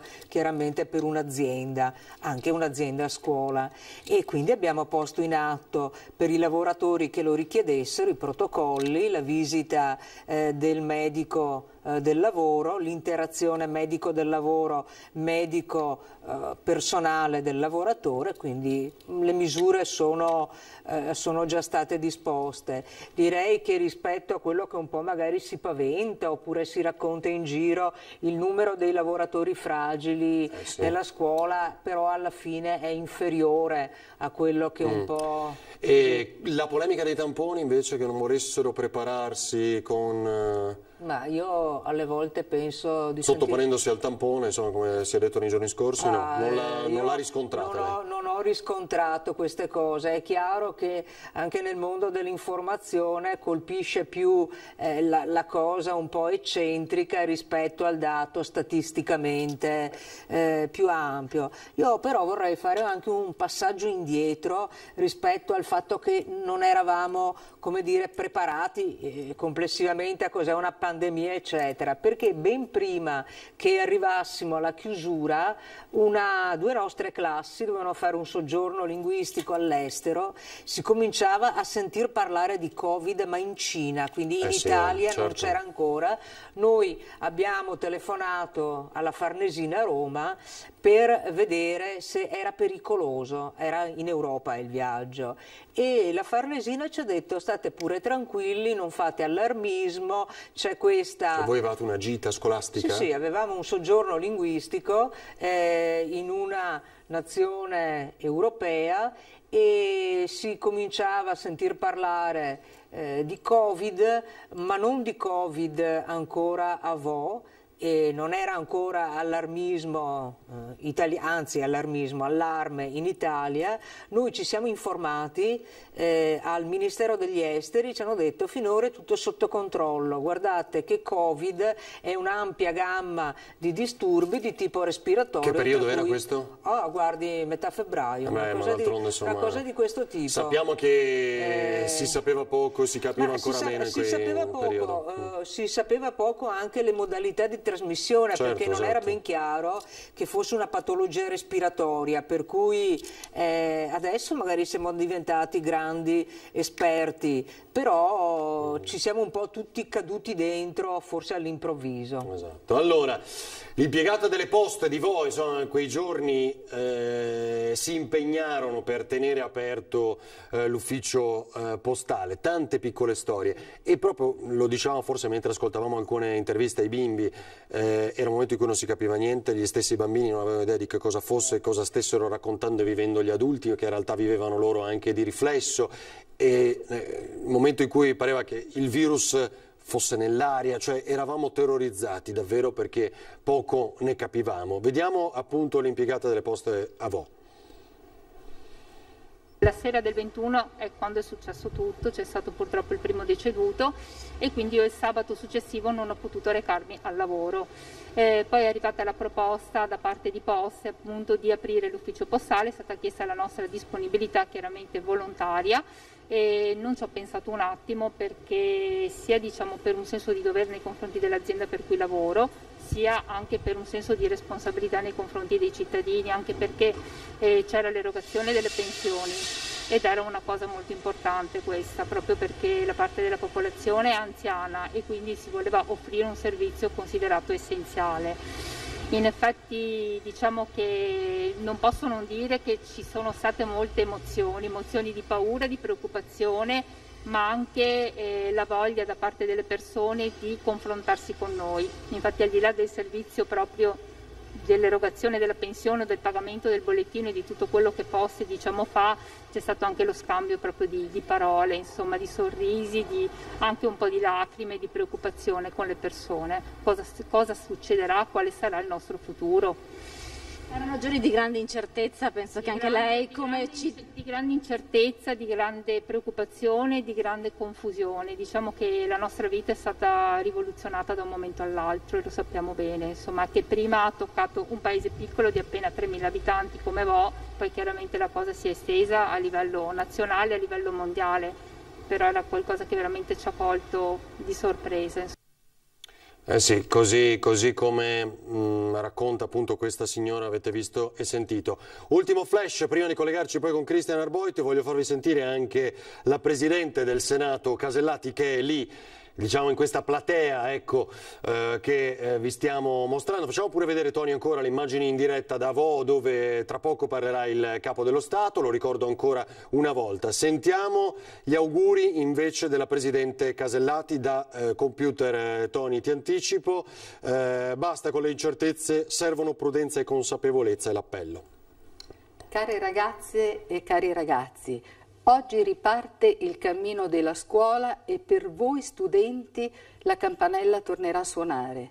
È un momento di grande emozione, dopo tanti mesi trascorsi lontano dai banchi, perché la scuola non è fatta solo di nozioni, è fatta di relazioni, di legami e rapporti tra voi studenti, gli insegnanti, le famiglie, i dirigenti e i collaboratori scolastici.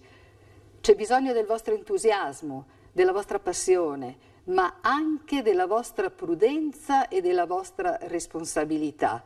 Entusiasmo e passione per la voglia di imparare, per la voglia di approfondire, sperimentare, che avete dimostrato anche nella didattica a distanza.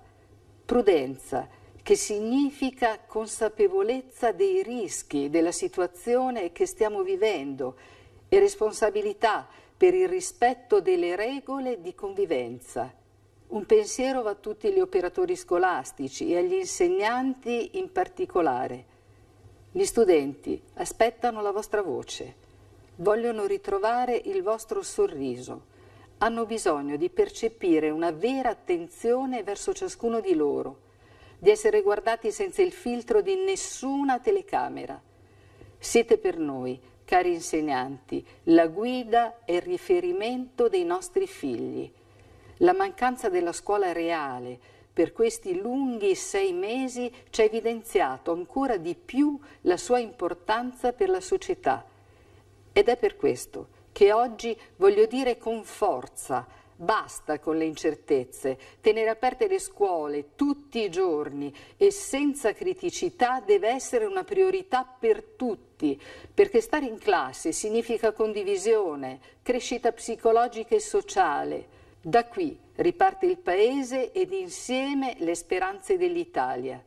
Buona scuola a tutti. Buona scuola a tutti, dice il Presidente del Senato Casellati. Condivide? Buona scuola davvero, sì, condivido. È impossibile non condividere tutte queste cose, perché il Paese deve proprio ripartire dalla scuola, e credo tanto più un paese come l'Italia, che sulla cultura fa la sua grande scommessa, perché la vera ricchezza dell'Italia è la cultura, anche a livello imprenditoriale penso, e dovevamo veramente riportare al centro la scuola come investimento del paese. Quindi qui il Presidente Casellati ha detto una cosa acuta: la scuola è una cosa per tutti, non solo per le famiglie che hanno bambini. Forse Covid ha portato alla luce la fragilità nella quale la scuola era stata lasciata, tutti i problemi che stiamo... dobbiamo capire se sì. Certo, abbiamo dovuto imparare immediatamente a lavorare in smart working, ma non è immediatamente soltanto quello, vede, perché problematiche, bisogna capire se abbiamo fatto un passo in avanti. Problematiche tipo gli edifici, esatto. Il degrado, oppure la trascuratezza delle aule, gli organici non sempre adeguati, sono vecchi mali della scuola italiana. Covid non ha creato questi mali, Covid li ha fatti esplodere, e però ha fatto anche a modo suo una cosa positiva: ha costretto soprattutto i politici, gli amministratori realmente a occuparsi di scuola e non solo a parlarne ogni tanto. Ecco, voi avete fatto interventi strutturali, no? Quelli di edilizia leggera, come si dice? No, ancora adesso no, ma siamo all'interno di un gruppo di scuole che avrà entro il tardo autunno una riscrittura di alcuni dei propri locali. Ecco, questo quindi c'è stato, la provincia ha fatto oggettivamente delle cose. Mi preoccupa molto vedere queste immagini, non so dove sia Christian Arboit con Nicoletta Rizzetto. Chris, mi senti? Ecco, vi vedo. Dove sei? Cosa stai combinando? Sì, Ferdinando, non preoccuparti, perché tutte le misure di sicurezza sono rispettate. I ragazzi hanno la mascherina, siamo nel plateatico del bar diventato famoso a livello nazionale, il bar della piazza di Vo, da dove tutto è iniziato il 21 febbraio di quest'anno. Guarda Christian, qui giocava sembra quasi fatto apposta, perché noi poco fa eravamo in diretta con Gabriella Basso, abbiamo fatto rivedere il video di quel pomeriggio del 21 febbraio. Sembra fatto apposta, vai.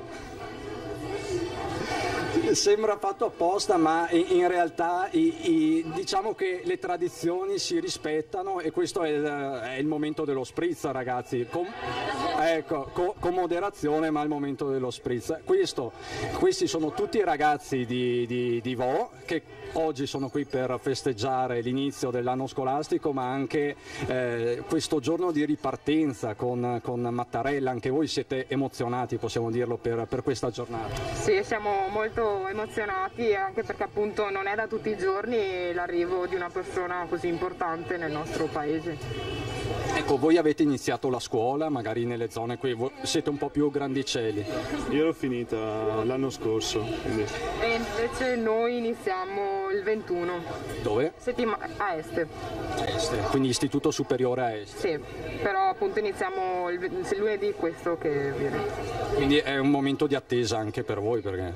Ecco, vi chiedo che ricordo avete dei mesi duri del lockdown, della zona rossa, di quel momento di profondo anche isolamento. Che cos'è successo? Che cosa vi portate dentro?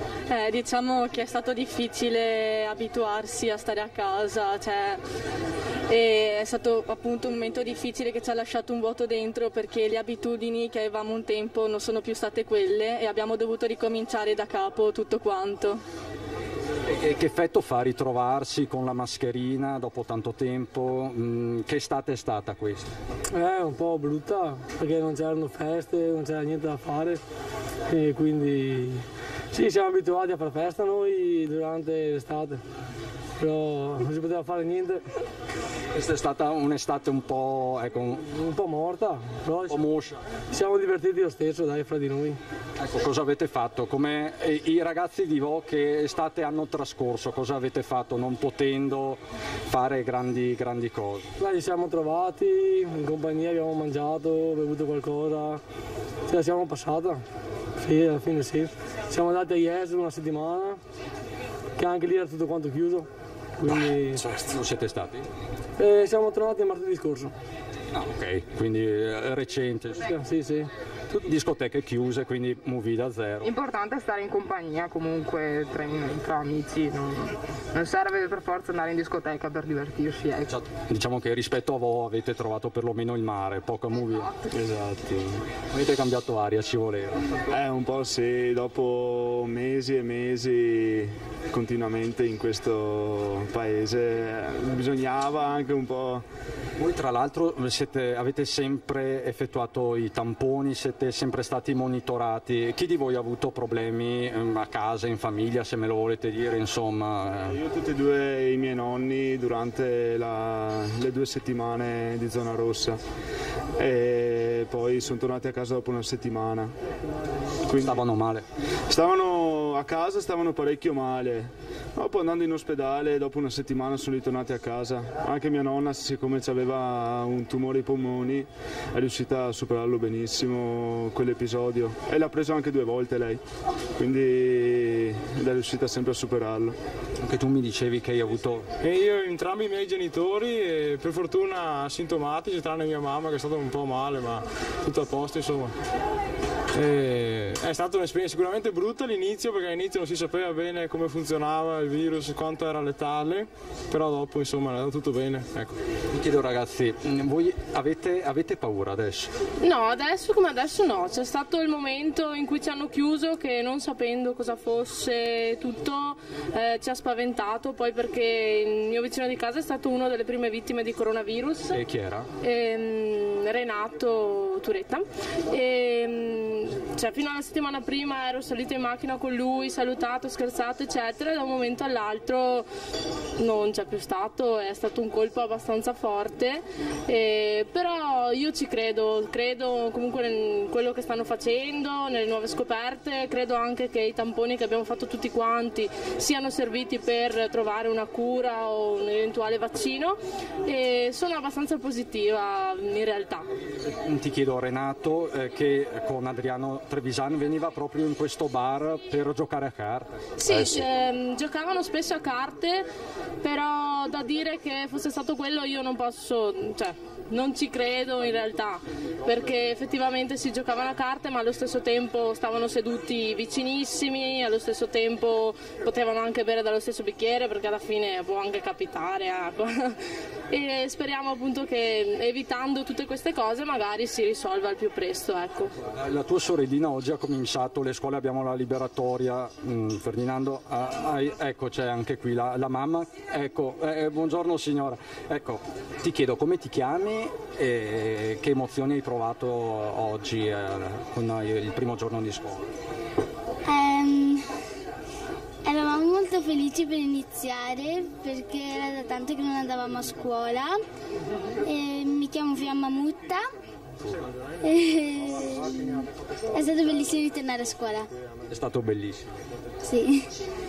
Sei rimasta contenta, hai trovato i tuoi compagnucci, cosa vi siete detti, cosa vi siete raccontati? Qual è stata la prima emozione?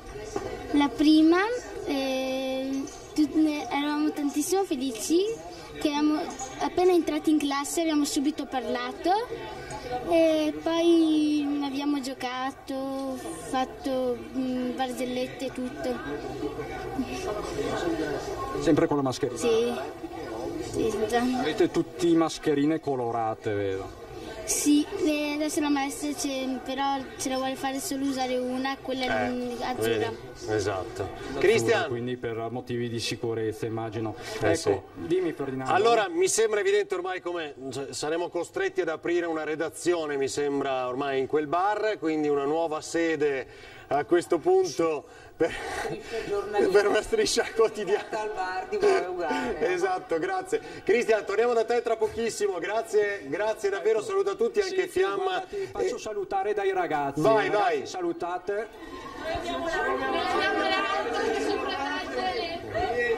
Avete l'alcol, ecco, stavano dicendo una cosa, riditela ragazzi. Noi abbiamo l'alcol che ci protegge. Ecco. Buon spritz ragazzi. Ecco, a distanza o con la mascherina, vabbè. Sì, questo senz'altro. Le faccio vedere un servizio perché poi mi interesserebbe molto sentire il suo commento, che è quella vicenda che ci anticipava poco fa Anna De Roberto, mentre vi ricordo che sentiremo anche il discorso del Capo dello Stato Davò, immagino ormai davvero tra pochi minuti. La storia di questo bimbo autistico arriva da Treviso, la sentiamo. Succede che oggi milioni di bambini tornano a scuola, ma mio figlio non c'è tornato. Tutti a scuola, tranne Francesco. Lui, il benvenuto degli insegnanti, non l'ha ricevuto, così come non ha rivisto il volto dei suoi compagni né preso posto nella sua classe. Francesco è un bambino autistico e nell'anno del Covid, dopo 6 mesi di vuoto formativo, l'insegnante per lui ancora non c'è. Mi hanno detto, signore, lo può anche portare, però dopo se lo deve riportare a casa, perché noi non abbiamo nessuno da affiancargli. E allora io per risparmiare una pena a noi di vedere tutti i bambini che entrano sorridenti e noi che dobbiamo andare lì per poi sentirci dire mi dispiace non c'è nessuno. Per 4 volte la famiglia ha cercato di avvisare anche il provveditorato agli studi con 3 diverse PEC perché allo studente fosse garantito il diritto alla continuità didattica con la sua insegnante di sostegno nella scuola primaria Cesare Battisti di Vascon, ma non è mai arrivata alcuna risposta. Il dirigente scolastico dal canto suo ha detto di non avere il potere di assumere nessuno.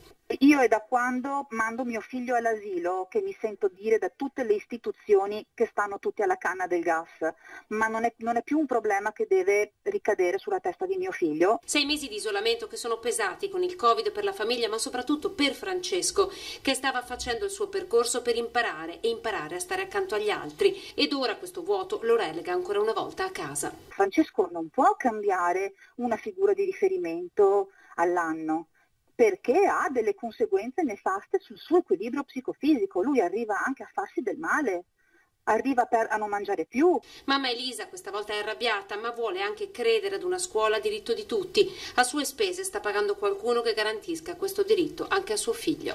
E adesso si dimostra ancora una volta che gli ultimi restano gli ultimi.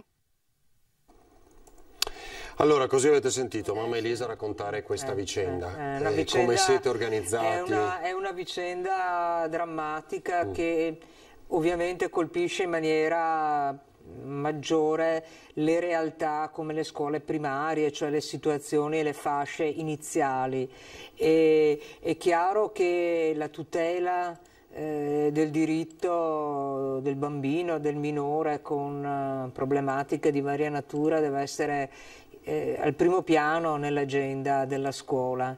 E questo tra l'altro è tanto più vero quanto più dobbiamo ricordare che la legislazione italiana in merito all'integrazione è una legislazione molto evoluta, molto avanzata a livello europeo, però deve essere posta realmente in atto. Se i bambini in genere hanno patito tantissimo l'altro anno nel periodo di chiusura, dobbiamo davvero immaginare qual è stata la sofferenza amplificata di un ragazzino come quello di cui abbiamo sentito parlare. Dovrebbe essere davvero, sono le voci degli ultimi che noi dovremmo imparare ad ascoltare maggiormente a scuola e nella realtà educativa in generale, cioè le voci di chi hanno una voce così flebile che non sembrerebbe arrivare a nessuno, ma deve essere messa per loro è parte in della primo cura, piano. parte della cura, tra esserci, l'altro, no? Vede, la cosa interessante è anche questo, perché questa grande attenzione, nel senso anche di festa, ripartiamo la presenza,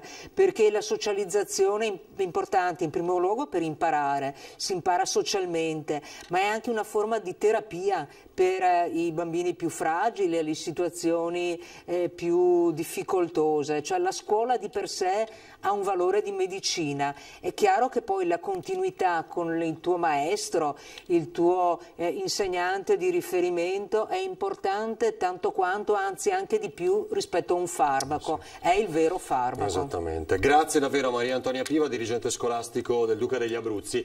Ci rivediamo subito dopo pubblicità con altri collegamenti. Sta per parlare il ministro Azzolina, poi il capo dello Stato, quindi continueremo. Poi avremo con noi Emanuela Pol, dirigente invece scolastico del Max Planck. A tra poco.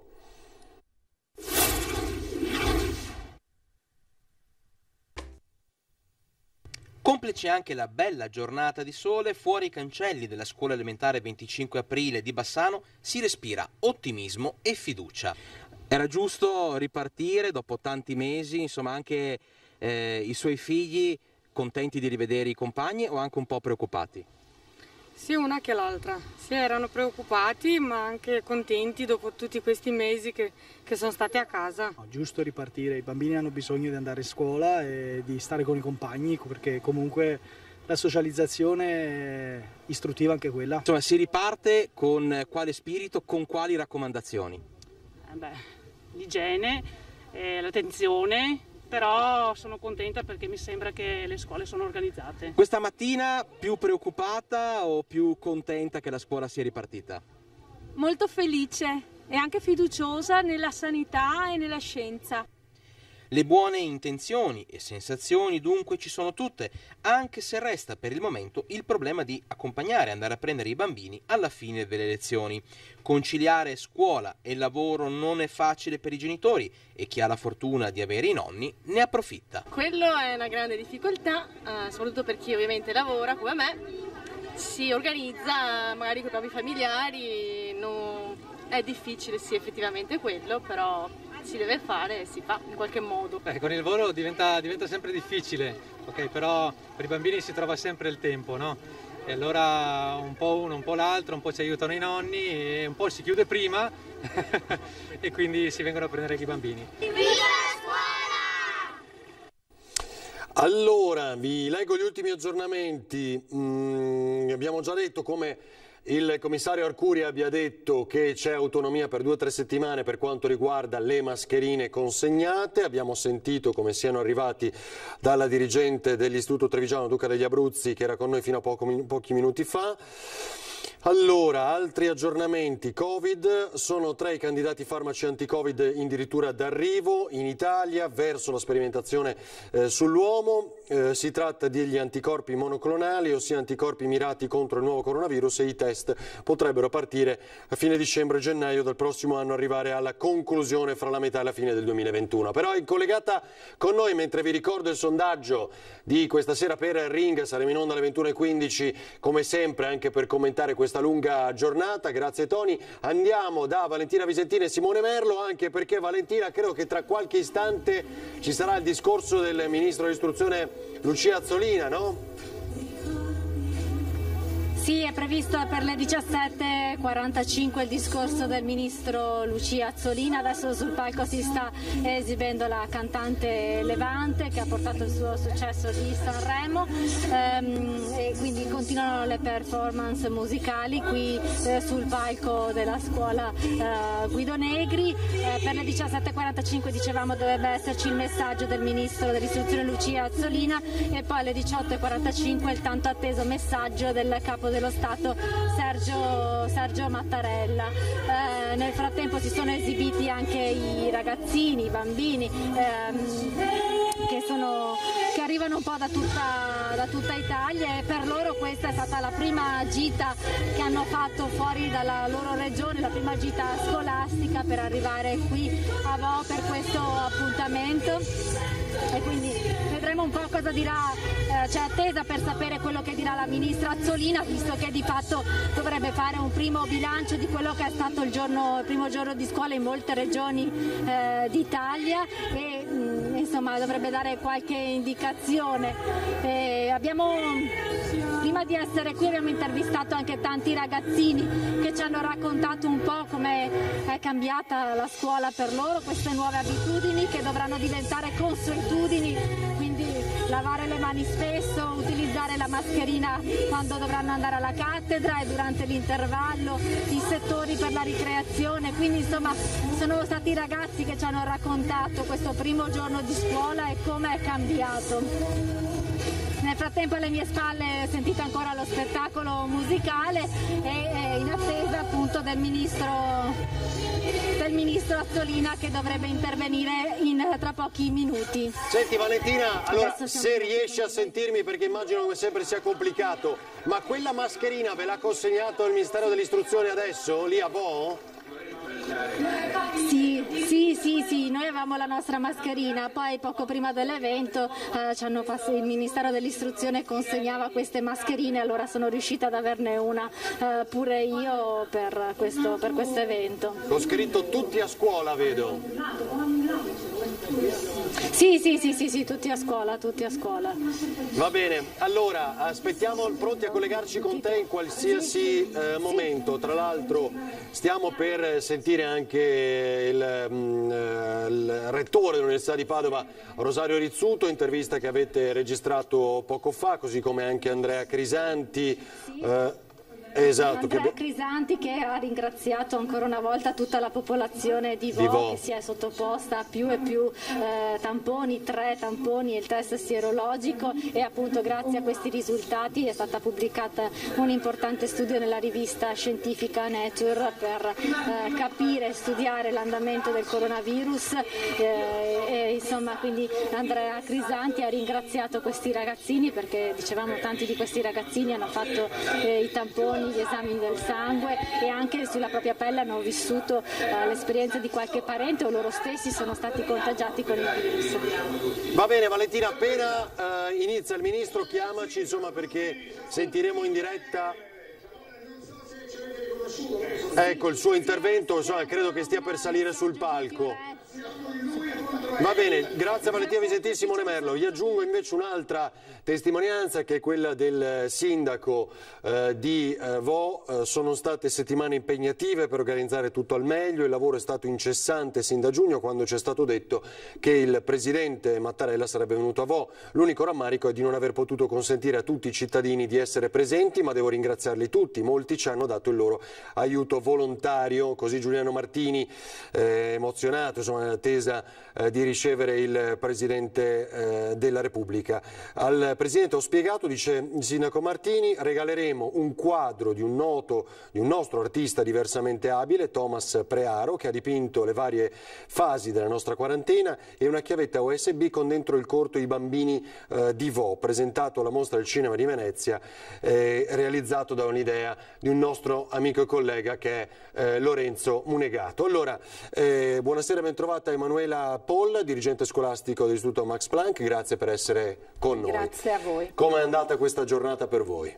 È stata una giornata decisamente impegnativa, eravamo in ansia.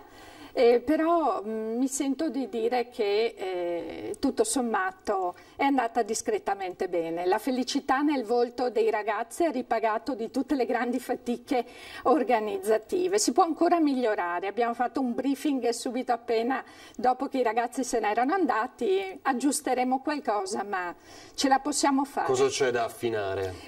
Guardi, solo dei piccoli dettagli di ordine organizzativo, avendo parecchi accessi, insomma possiamo orientare meglio quando entrano, però nel complesso la macchina organizzativa ha tenuto. Quanti ragazzi parliamo oggi? Parliamo di 1350 ragazzi, quindi in un campus che ne ospita 3500, quindi era anche una prova per il territorio e in questo voglio ringraziare anche il comune di Villorba che ci ha dato un supporto anche con la polizia municipale, perché in effetti il tragitto dalla stazione al campus rappresentava già una grande prova.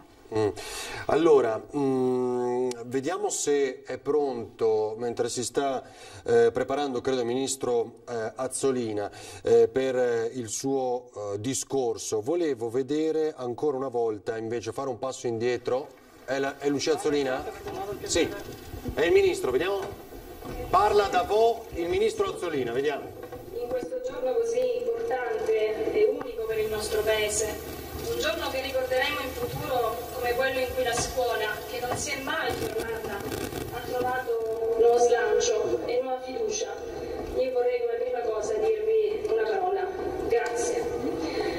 Grazie al personale del Ministero dell'Istruzione, degli uffici scolastici regionali e territoriali, ai dirigenti scolastici e direttori dei servizi generali e amministrativi, ai docenti, al personale ATA, agli educatori per l'immenso lavoro di queste settimane. Grazie alle famiglie, luce e guida per le bambine e i bambini. Grazie agli studenti e alle studentesse, siete voi il motore di questa ripartenza. Grazie di cuore va anche al Presidente della Repubblica, Sergio Mattarella, che non ha mai fatto mancare la sua vicinanza, sensibilità e attenzione al mondo della scuola. Grazie Presidente.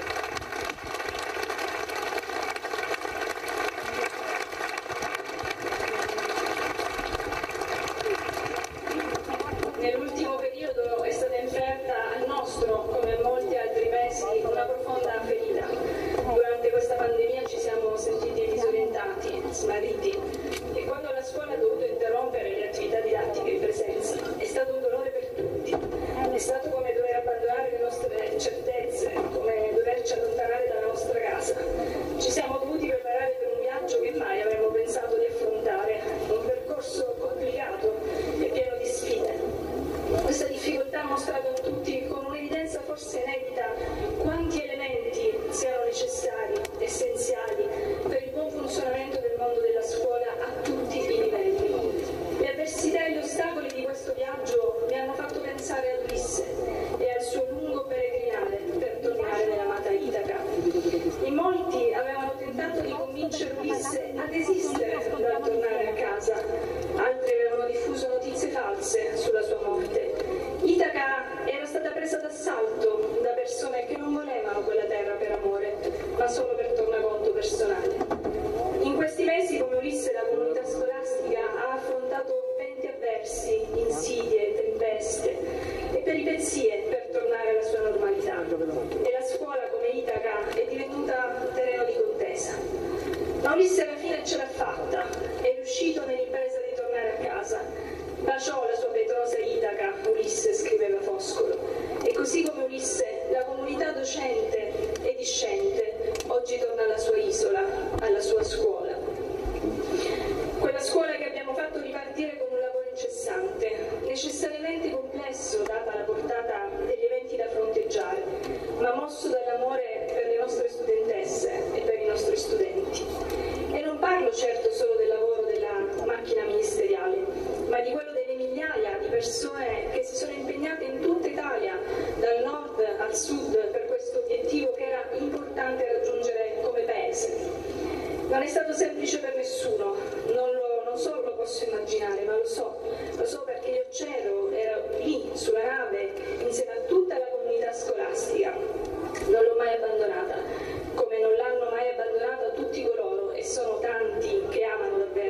la scuola nel profondo.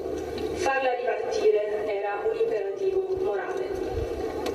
Pur immaginando le difficoltà che dovremo affrontare, sappiamo che la scuola è luogo di apprendimento, socialità e anche di legalità.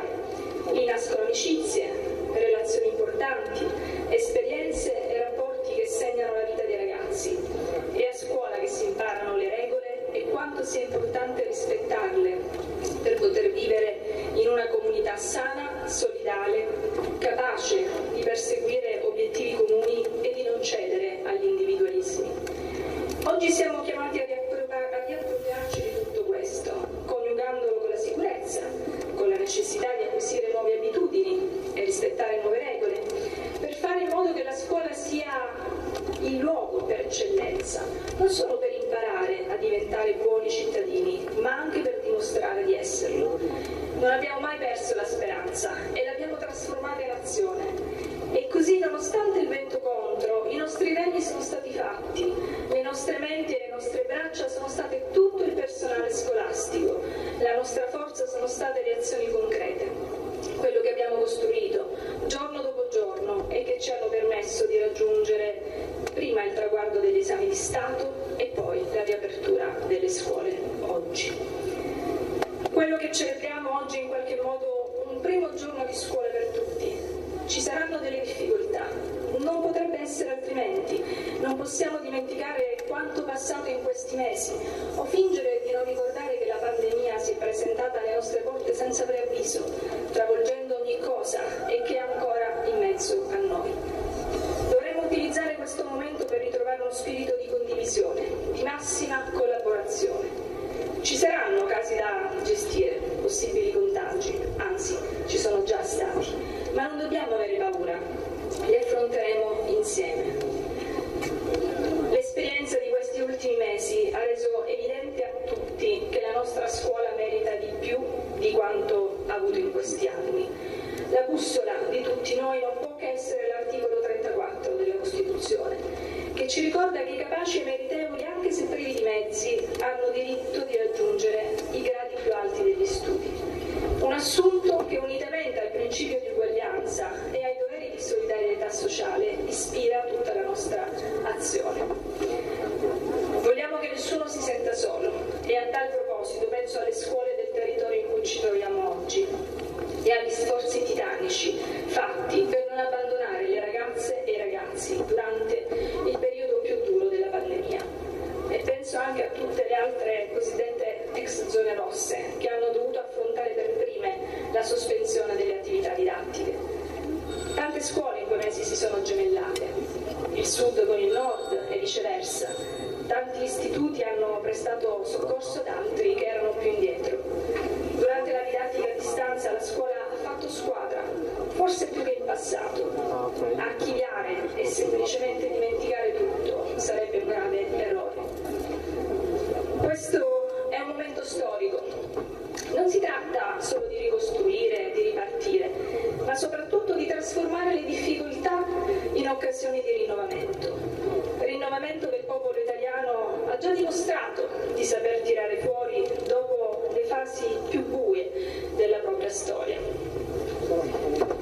Ci riusciremo, però solo domandandoci di cosa hanno bisogno per potersi orientare e per guardare con sicurezza e fiducia al loro futuro i nostri ragazzi e le nostre ragazze. Rimettere davvero la scuola al centro non è un'utopia. Come diceva Adriano Olivetti, grande imprenditore, pioniere di un'Italia che si è ricostruita sulle proprie macerie, più forte, più grande che mai, spesso il termine utopia è la maniera più comoda per liquidare quello che non si ha voglia, capacità o coraggio di fare. Un sogno sembra un sogno fino a quando non si comincia a lavorarci. È arrivato il momento di riportare la scuola al centro del sistema paese, di rilanciarla come istituzione di primaria importanza, dove davvero si gettano le basi dell'Italia di domani. Ogni minuto perso ritarderà i progressi di una nazione intera. Per questo dico, adesso alziamo tutti bene la testa e guardiamo avanti. Itaca è proprio là, la nostra casa e il nostro futuro. Andiamo a riprenderceli. Facciamo tutti insieme il tifo per questa ripresa. Rientriamo a scuola. Grazie. Lucia Azzolina, che mi è sembrata anche visibilmente emozionata, poi vediamo, non so se ha avuto la stessa impressione. Emanuela Pollo, adesso vediamo se parla subito il Capo dello Stato. Siete voi il motore di questa ripartenza, abbiamo vissuto una profonda ferita, ha detto, insomma ha fatto il paragone, avete visto e sentito come fossimo Ulisse verso Itaca in questo peregrinare. Un commento flash perché poi ci dobbiamo fermare? Sì, ho visto l'emozione e la posso comprendere, tutti oggi l'abbiamo avuta, era inevitabile. Sicuramente la metafora ci sta, noi siamo il luogo della conoscenza e forse anche della costruzione di questi nuovi cittadini resilienti che dovrebbero essere i nostri ragazzi che conviveranno con la pandemia. Allora, ci fermiamo, vediamo se comincia il Presidente Mattarella, ci interrompiamo, casomai non mi sembra, forse c'è un'altra esibizione, quindi meglio, abbiamo guadagnato qualche istante. Subito dopo questa pubblicità il discorso del Capo dello Stato Mattarella a Vo'.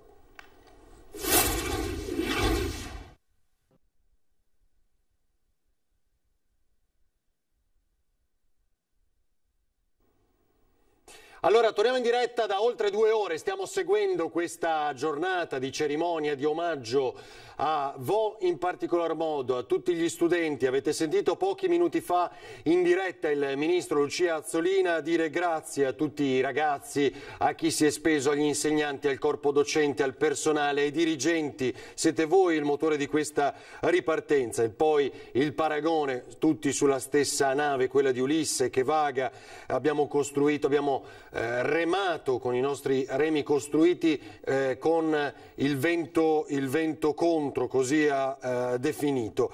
La scuola merita di più, ha utilizzato anche questo tipo di espressione. Io non so, Toni, noi siamo collegati con Valentina, ci sente, no Valentina? E Simone Merlo. Allora, adesso credo che ci sia appunto un'altra esibizione e poi il discorso del Presidente Mattarella. Nel suo discorso la voce del Ministro Lucia Azzolina era rotta dalla commozione, si è commossa pronunciando le ultime parole del suo discorso, lo hai ribadito anche tu, ha paragonato il ritorno a scuola al viaggio di Ulisse verso Itaca. Anch'io sono stata con voi nella stessa barca, abbiamo remato tutti assieme. La ripartenza della scuola era un imperativo morale perché a scuola si costruiscono relazioni, si fanno esperienze, si imparano le regole, quindi non si doveva privare i ragazzi di questa opportunità del rientro a scuola in presenza. Non sarà certo un viaggio facile, ha ribadito il Ministro, ci saranno casi di contagi, ci sono già stati, lo ha detto, ma tutti insieme riusciremo a risolvere questa situazione. E la Ministra Azzolina poi ha detto un sogno, sembra un sogno finché non si ha la possibilità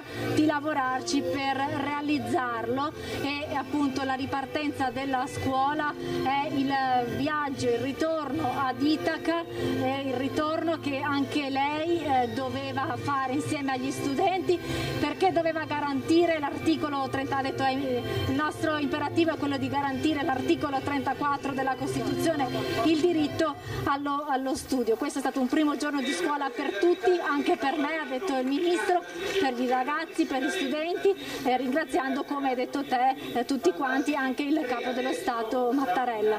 Che appunto tra poco parlerà e sentiremo. Grazie Valentina. Tra l'altro è notizia di questi minuti a proposito dei contagi, c'è un isolamento precauzionale per 115 studenti a Monfalcone, vicino Friuli-Venezia Giulia.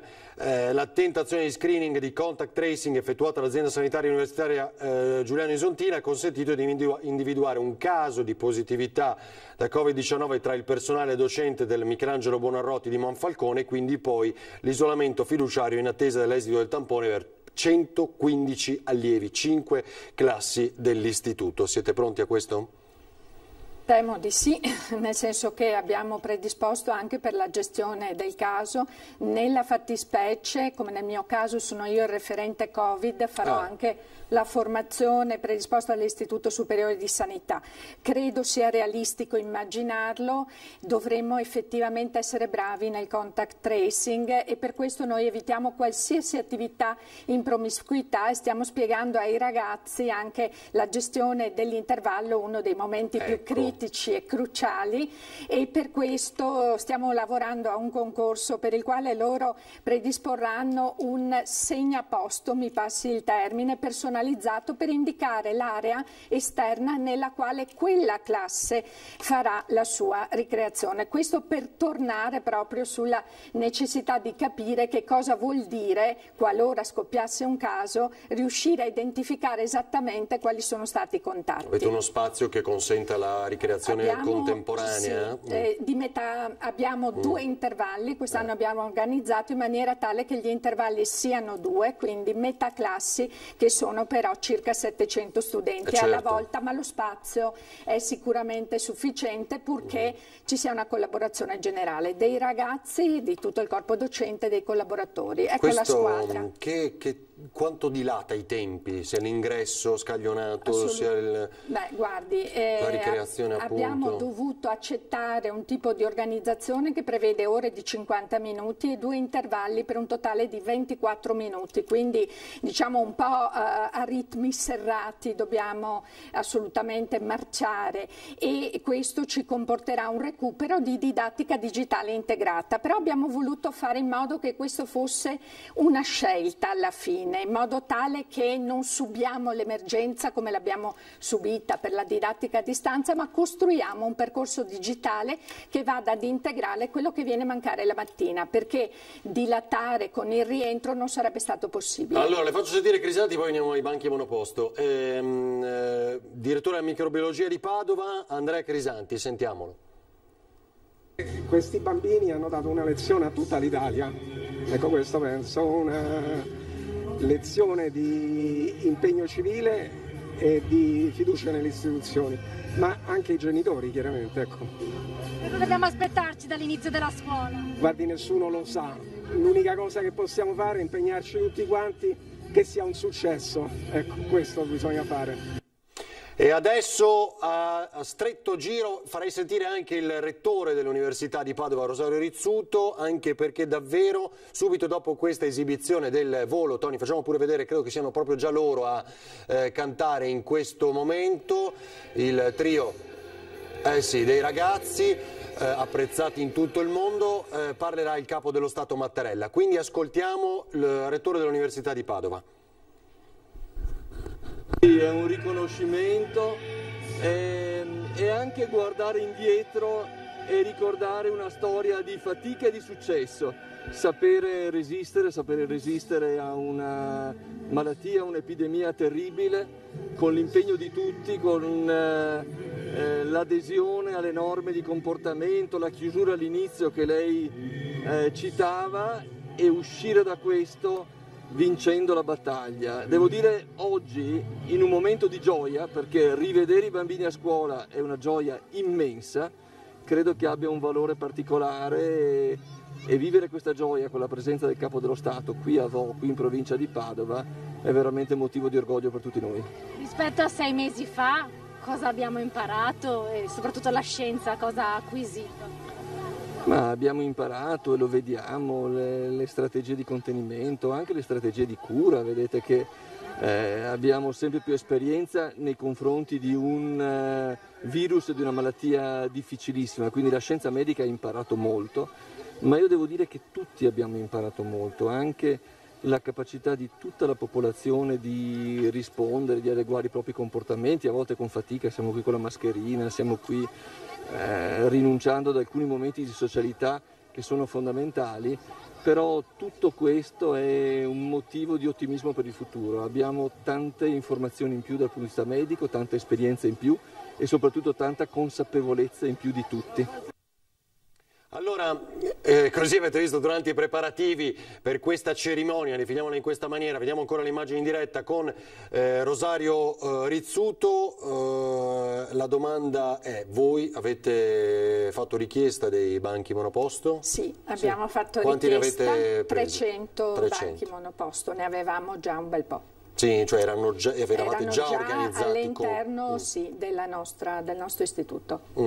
Ecco, e ora dicevamo i tempi comunque inevitabilmente dilatati e credo anche l'ingresso scaglionato, questo sì, come abbiamo sempre. Abbiamo 2 ingressi, uno alle 8:15 e uno alle 9:15. Il 60% degli studenti arriva alle 8:15 per decisione della MOM, perché io avrei puntato a un 50%, ma ho ritenuto che fosse opportuno comunque venire incontro anche alle necessità dei trasporti che sono essenziali per i nostri ragazzi, pertanto abbiamo deciso di contemperare comunque bilanciando i 2 ingressi. Il secondo è alle 9:05. Senta, non facciamo altro che sentirci ripetere anche dai ragazzi, dai ragazzini anche più piccoli che sono felici di tornare a scuola, ma chi ci crede? No, scherzo, però è curioso. In realtà è andata così e sono molto felici anche i docenti, questo glielo dico perché è veramente un tempo, questo dal 1° settembre, che vedo molti sorrisi, ecco, questo ci tengo a dirlo, quindi è sicuramente mancata moltissimo la relazione, la scuola è relazione, insomma,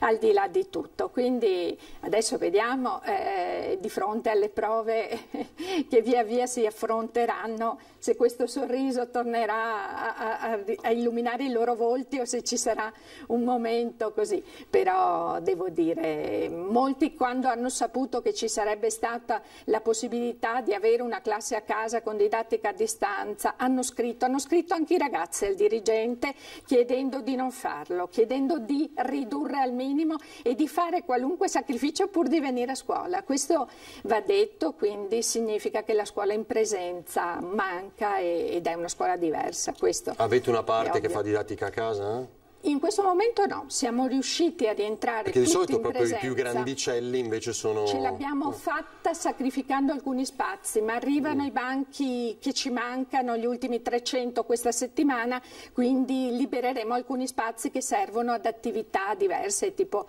laboratori e piccole aule magne, diciamo, per le quali abbiamo in mente altro. Avete dovuto allargare gli spazi, ecco qua vediamo ancora le immagini in diretta, credo che tra poco davvero parli il Presidente Mattarella, è previsto alle 18:15, dunque meno di 2 minuti. Diciamo che noi siamo stati fortunati perché avevamo, quando è scoppiato il Covid, 2 cantieri in corso, per cui erano già lavori predisposti, dopodiché è stata proprio una piccola manutenzione, quella che ci ha permesso di intervenire sulle finestre, su altre piccole cose con la provincia. Non so se riusciamo a sentire un po' di questa esibizione del volo anche loro oggi a Vo', perché è un omaggio a Morricone, ci fa sapere Valentina Visentin.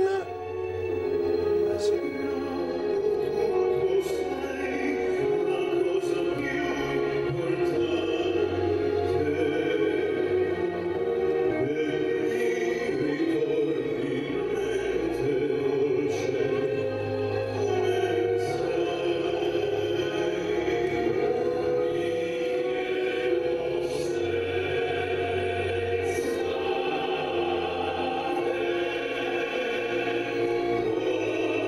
Bene, rientriamo in studio. Tony, ti chiederei di ricordare anche il sondaggio, perché ci dà modo di parlarne anche con Emanuela Paul, cioè da oggi riparte la scuola, temete un aumento dei contagi, lei cosa risponderebbe?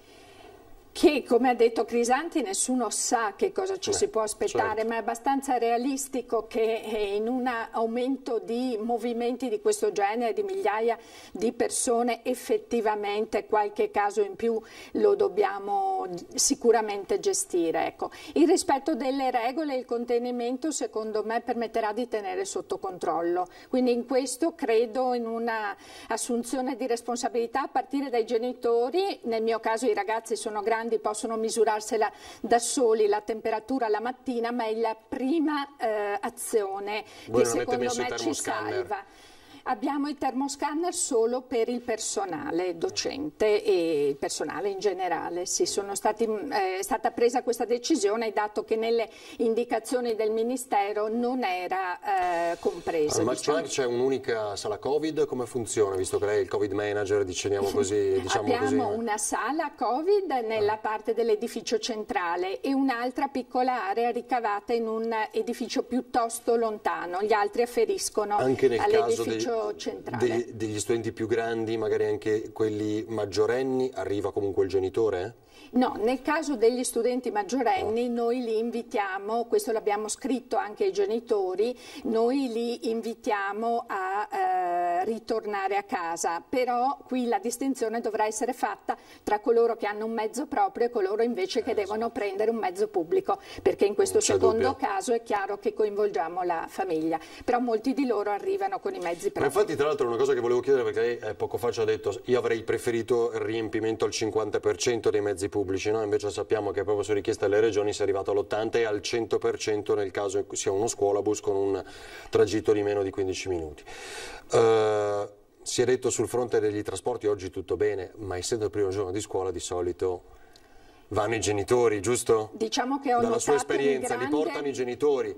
Io direi che è aumentato notevolmente il traffico. Oggi noi abbiamo iniziato con 3 ore soltanto, però io ho visto che l'afflusso delle auto è stato decisamente superiore a quello normale. È vero che alle 11, quando hanno finito, non c'erano le navette, questo potrebbe essere una motivazione. Poi vediamo, perché in realtà abbiamo ricevuto varie richieste di persone che ci chiedono di andare in classe con il tal dei tali che abita vicino per fare il car sharing.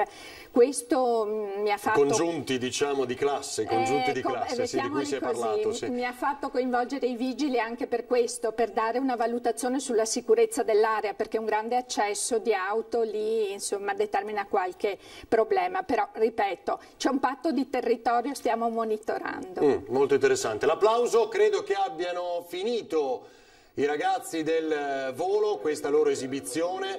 Nel pomeriggio di omaggio dedicato appunto a voi in particolar modo, a tutti gli studenti e il personale, gli insegnanti, i dirigenti della scuola italiana, oggi in larga parte tornata nelle aule delle scuole ufficialmente per l'inizio dell'anno scolastico. Abbiamo detto come in 6 regioni del nostro paese non si sia ancora ricominciato. Come vedete si è già alzato in piedi il capo dello Stato Sergio Mattarella, i ragazzi del volo indossano la mascherina.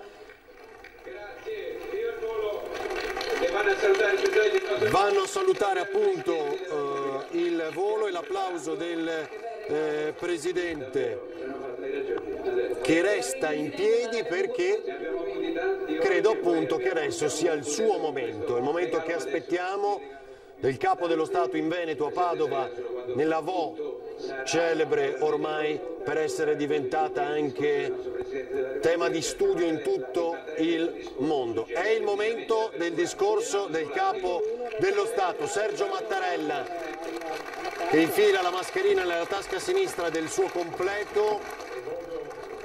Un saluto molto Sentiamo. A tutti i presenti e a coloro che ci seguono da lontano, alla Presidente Alberti Casellati, alla Ministra della Pubblica Istruzione, che ringrazio per il suo intervento e per il suo impegno, al Presidente della Regione Veneto, al Sindaco di Vo, al Presidente di questa bella scuola che ci ospita e che ci accoglie, ai sindaci degli altri comuni di riferimento di questo istituto, Lotto, Testino e Cintoganeo. Il saluto più grande e affettuoso alle scolari e agli scolari, alle studentesse e agli studenti di ogni parte d'Italia, insieme ai loro insegnanti.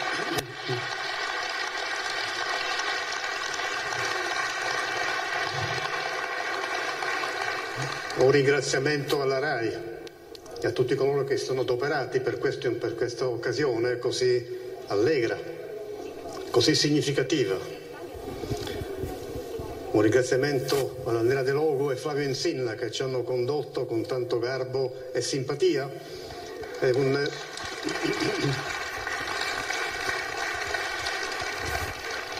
Agli artisti e agli sportivi che ci hanno accompagnato. Oggi è un giorno importante. La inaugurazione dell'anno scolastico, mai come in questa occasione, ha il valore e il significato di una ripartenza per l'intera società. Lo avvertono i ragazzi, lo comprendono gli adulti e le istituzioni. ci troviamo di fronte a una sfida decisiva. Ripartire da voi, Euganeo, dà ancor di più il senso di come questa sfida riguardi l'intero Paese. Così come qui a Vo, dopo l'angoscia e le chiusure, è ripresa a pieno ritmo la vita, così la riapertura delle scuole esprime la piena ripresa della vita dell'Italia. È stata dolorosa la decisione di chiudere le scuole, necessaria ma dolorosa. La scuola ha nella sua natura il carattere di apertura, di socialità, di dialogo tra persone, fianco a fianco. Avete sofferto, ragazzi, e abbiamo sofferto tutti per gli impedimenti e per le limitazioni. La scuola è specchio della società e ne esprime le difficoltà, ne riflette le aspettative. Ecco perché questi giorni in cui le scuole ripartono e si popolano nuovamente dei loro studenti e insegnanti sono giorni di speranza. Mentre prepariamo il domani, sentiamo il bisogno di ricordare chi è stato colpito dalla malattia, le tante vite spezzate e il dolore patito da molti. Non dimenticheremo e cercheremo di trarre insegnamento dagli eventi eccezionali e drammatici che hanno coinvolto tutti i continenti e che ci tengono ancora impegnati, richiedendoci responsabilità e prudenza. La chiusura delle scuole e tante altre rinunce che ci sono costate molto sul piano sociale, economico, affettivo, hanno contribuito a salvare vite umane, a evitare più gravi angosce e dolori. Le misure di precauzione sono diventate una prova che il popolo italiano ha saputo affrontare come in altri momenti difficili della sua storia. La scuola serve anche a questo, a formare cittadini consapevoli, a sconfiggere l'ignoranza con la conoscenza, a frenare le paure con la cultura, a condividere le responsabilità. La scuola, la cultura, il confronto continuo sono anche antidoti al virus della violenza e dell'intolleranza che può infettare anch'esso e infetta la comunità se viene ridotta l'attenzione. Siamo sconvolti, lo abbiamo poc'anzi ricordato per la morte di Willy, pestato con crudeltà per aver difeso un amico contro la violenza. Il suo volto sorridente resterà come un'icona di amicizia e di solidarietà che richiama i compiti educativi e formativi della scuola e dell'intera nostra comunità. In coerenza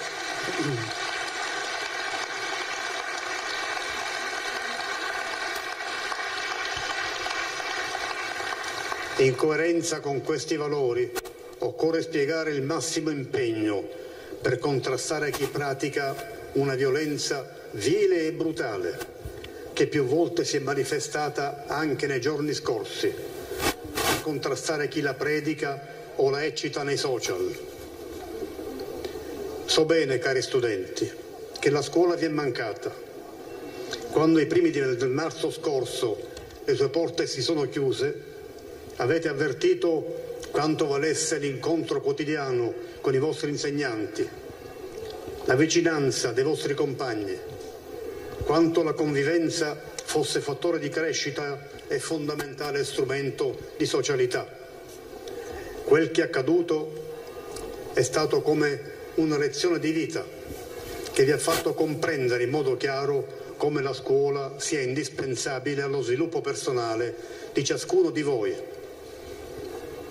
Mesi duri per tutti, ma a subire le conseguenze più pesanti del lockdown sono stati gli studenti con disabilità. Per tanti di loro le rinunce hanno avuto un costo altissimo, a volte non sopportabile, e di queste sofferenze si sono fatto carico le famiglie. Nella ripartenza della scuola l'attenzione a questi studenti deve essere inderogabile, a cominciare dall'assegnazione degli insegnanti di sostegno.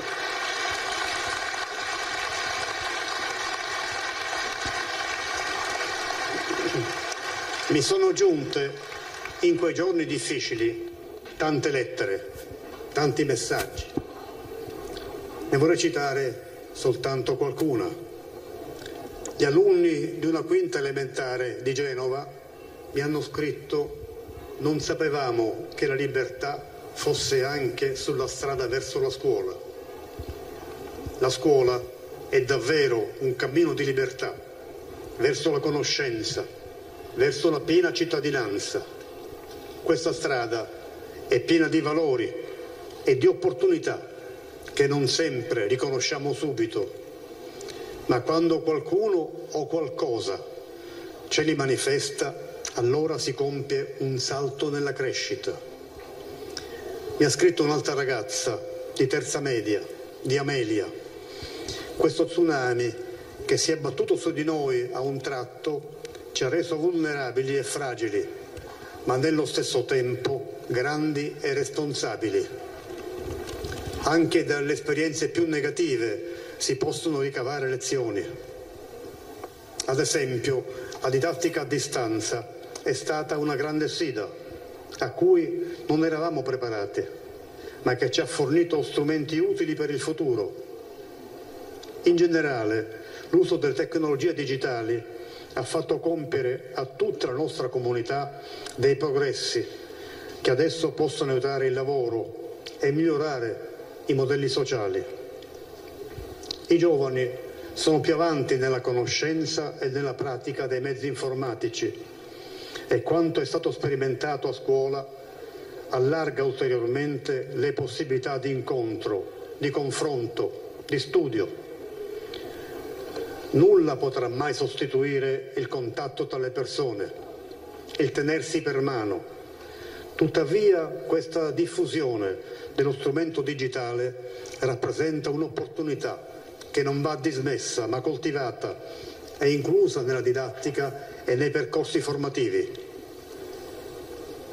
Se si è data continuità alla didattica, pur in condizioni di inedita difficoltà, questo è stato possibile grazie alla dedizione, all'impegno, al forte senso della missione educativa degli insegnanti.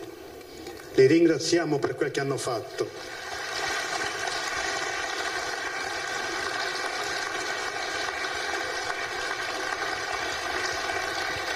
Ringraziamo molto anche chi ha seguito negli studi i bambini ricoverati nelle parti pediatrici degli ospedali, a Padova come in altre parti d'Italia.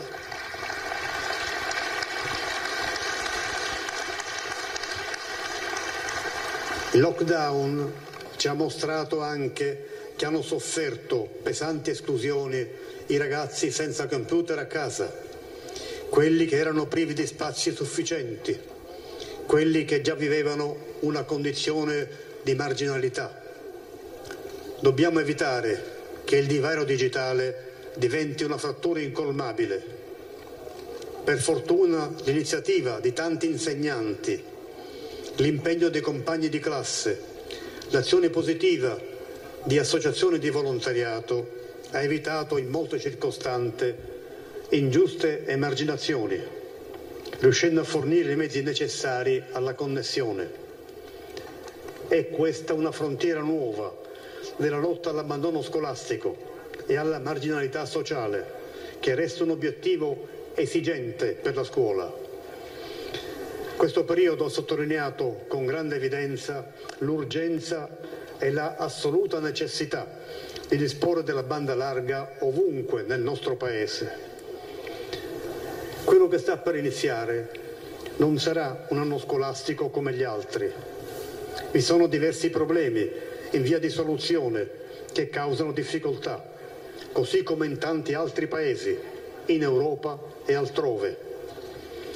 Riaprire la scuola, adottando le indispensabili prescrizioni di carattere sanitario, non è impresa facile.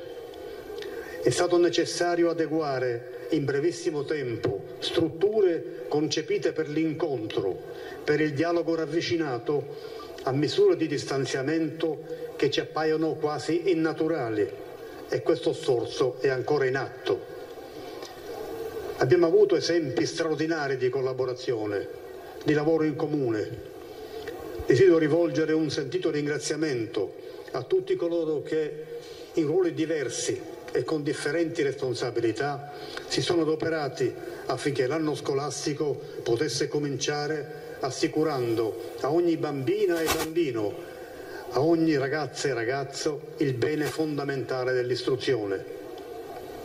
In particolare esprimo riconoscenza ai dirigenti scolastici, a tutti gli insegnanti e al personale ausiliario che con loro hanno strettamente collaborato per riorganizzare le scuole in sicurezza e garantire una didattica la più possibile ordinata. Molti di loro hanno limitato le ferie o vi hanno addirittura rinunciato. Hanno interpretato al meglio il significato dell'autonomia scolastica, quella appunto che partecipa con creatività alla progettualità della scuola, muovendo dalle sue articolazioni e diversità. I nostri insegnanti sono chiamati ancora a un lavoro prezioso che richiederà coraggio e iniziativa. Sappiamo di poter contare sulla loro passione umana e civile, che hanno continuato a esprimere pur di fronte a incomprensioni e a problemi non risolti. Il valore della scuola è stato compreso e vissuto con grande senso del dovere da tutti i soggetti coinvolti. Negli anni passati sembrava che si aprissero crepe nell'alleanza educativa tra le famiglie e le scuole. Ora la reazione all'epidemia e la riapertura delle scuole hanno trovato in prima fila tanti genitori impegnati e collaborativi. Lo fanno per i figli, certamente, ma tutti hanno compreso che le esigenze comuni hanno bisogno di un impegno solidale, insieme. È tutto questo che rende la scuola una comunità. L'articolo 34 della Costituzione esordisce con le parole «La scuola è aperta a tutti», a significare che la scuola inclusiva e democratica deve accogliere i bambini e i ragazzi senza discriminazioni, ma anche che ogni cittadino deve sentirsi partecipe e impegnato nei confronti della scuola. Alla riapertura guarda in questi giorni tutto il Paese. A questo impegno è chiamata la Repubblica, in tutte le sue istituzioni statali. Sono chiamate le regioni, sono chiamati i comuni. Ciascuno ha una parte da svolgere di sua competenza. L'emergenza sanitaria ha posto in evidenza problemi e fragilità per troppo tempo trascurati. Vale per il nostro sistema scolastico, come per tanti altri settori. La ripartenza del Paese ci offre però anche un'occasione per compiere un salto di qualità. Il ritorno a scuola non significa ritorno al passato. La scuola è al contrario un formidabile strumento di innovazione. La nostra partecipazione al programma Next Generation dell'Unione Europea è una straordinaria opportunità che non possiamo perdere, un'occasione anche per un vero rilancio della scuola italiana. Dobbiamo investire nella scuola, a partire da un'adeguata programmazione del reclutamento del personale, da alcuni anni carente. Dobbiamo fare in modo che i migliori laureati abbiano come obiettivo l'insegnamento, professione di valore e gratificante che deve riscuotere il dovuto riconoscimento sociale. La riapertura avverrà inevitabilmente con carattere di gradualità, ma con l'obiettivo irrinunciabile di garantire la piena realizzazione del diritto allo studio, ivi compreso il tempo pieno, che per molti alunni e tante famiglie è strumento di eguaglianza e garanzia di opportunità. Occorre mantenere un adeguato livello di precauzione. finché non cesserà la grande pericolosità del virus. Il diritto allo studio dovrà procedere di pari passo con il diritto alla salute. Tutti siamo responsabili e dobbiamo sentirci tali nei confronti degli altri. Una prova di responsabilità è richiesta anche a voi, cari ragazzi, e sono certo che ne sarete all'altezza. Dai comportamenti di ciascuno dipende la sicurezza collettiva, quella dei vostri genitori, dei vostri nonni.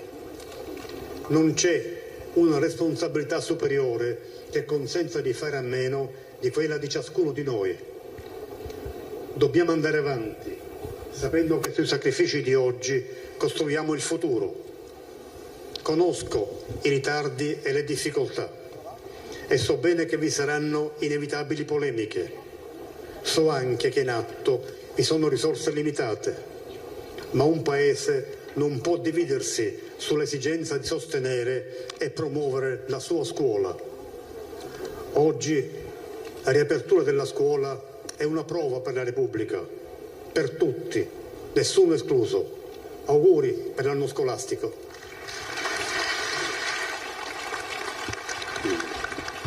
Il discorso del Capo dello Stato Sergio Mattarella: Davos, lockdown il più pesante, è stato più pesante per gli studenti disabili, ha ricordato il dramma di Willy, ha detto grazie, questa è una sfida decisiva, la prova che abbiamo affrontato tutti. Poi ha ricordato ovviamente come sia necessaria la banda larga in tutto il Paese, è un Paese che non può dividersi sul sostegno della scuola. Abbiamo sentito in questa lunghissima diretta di oltre 2 ore e mezzo la festa per l'inizio dell'anno scolastico. Chiudiamo perché abbiamo sforato quei tempi e subito spazio al telegiornale del Veneto. Ci rivediamo questa sera alle 21:15 con Ring. Buon pomeriggio.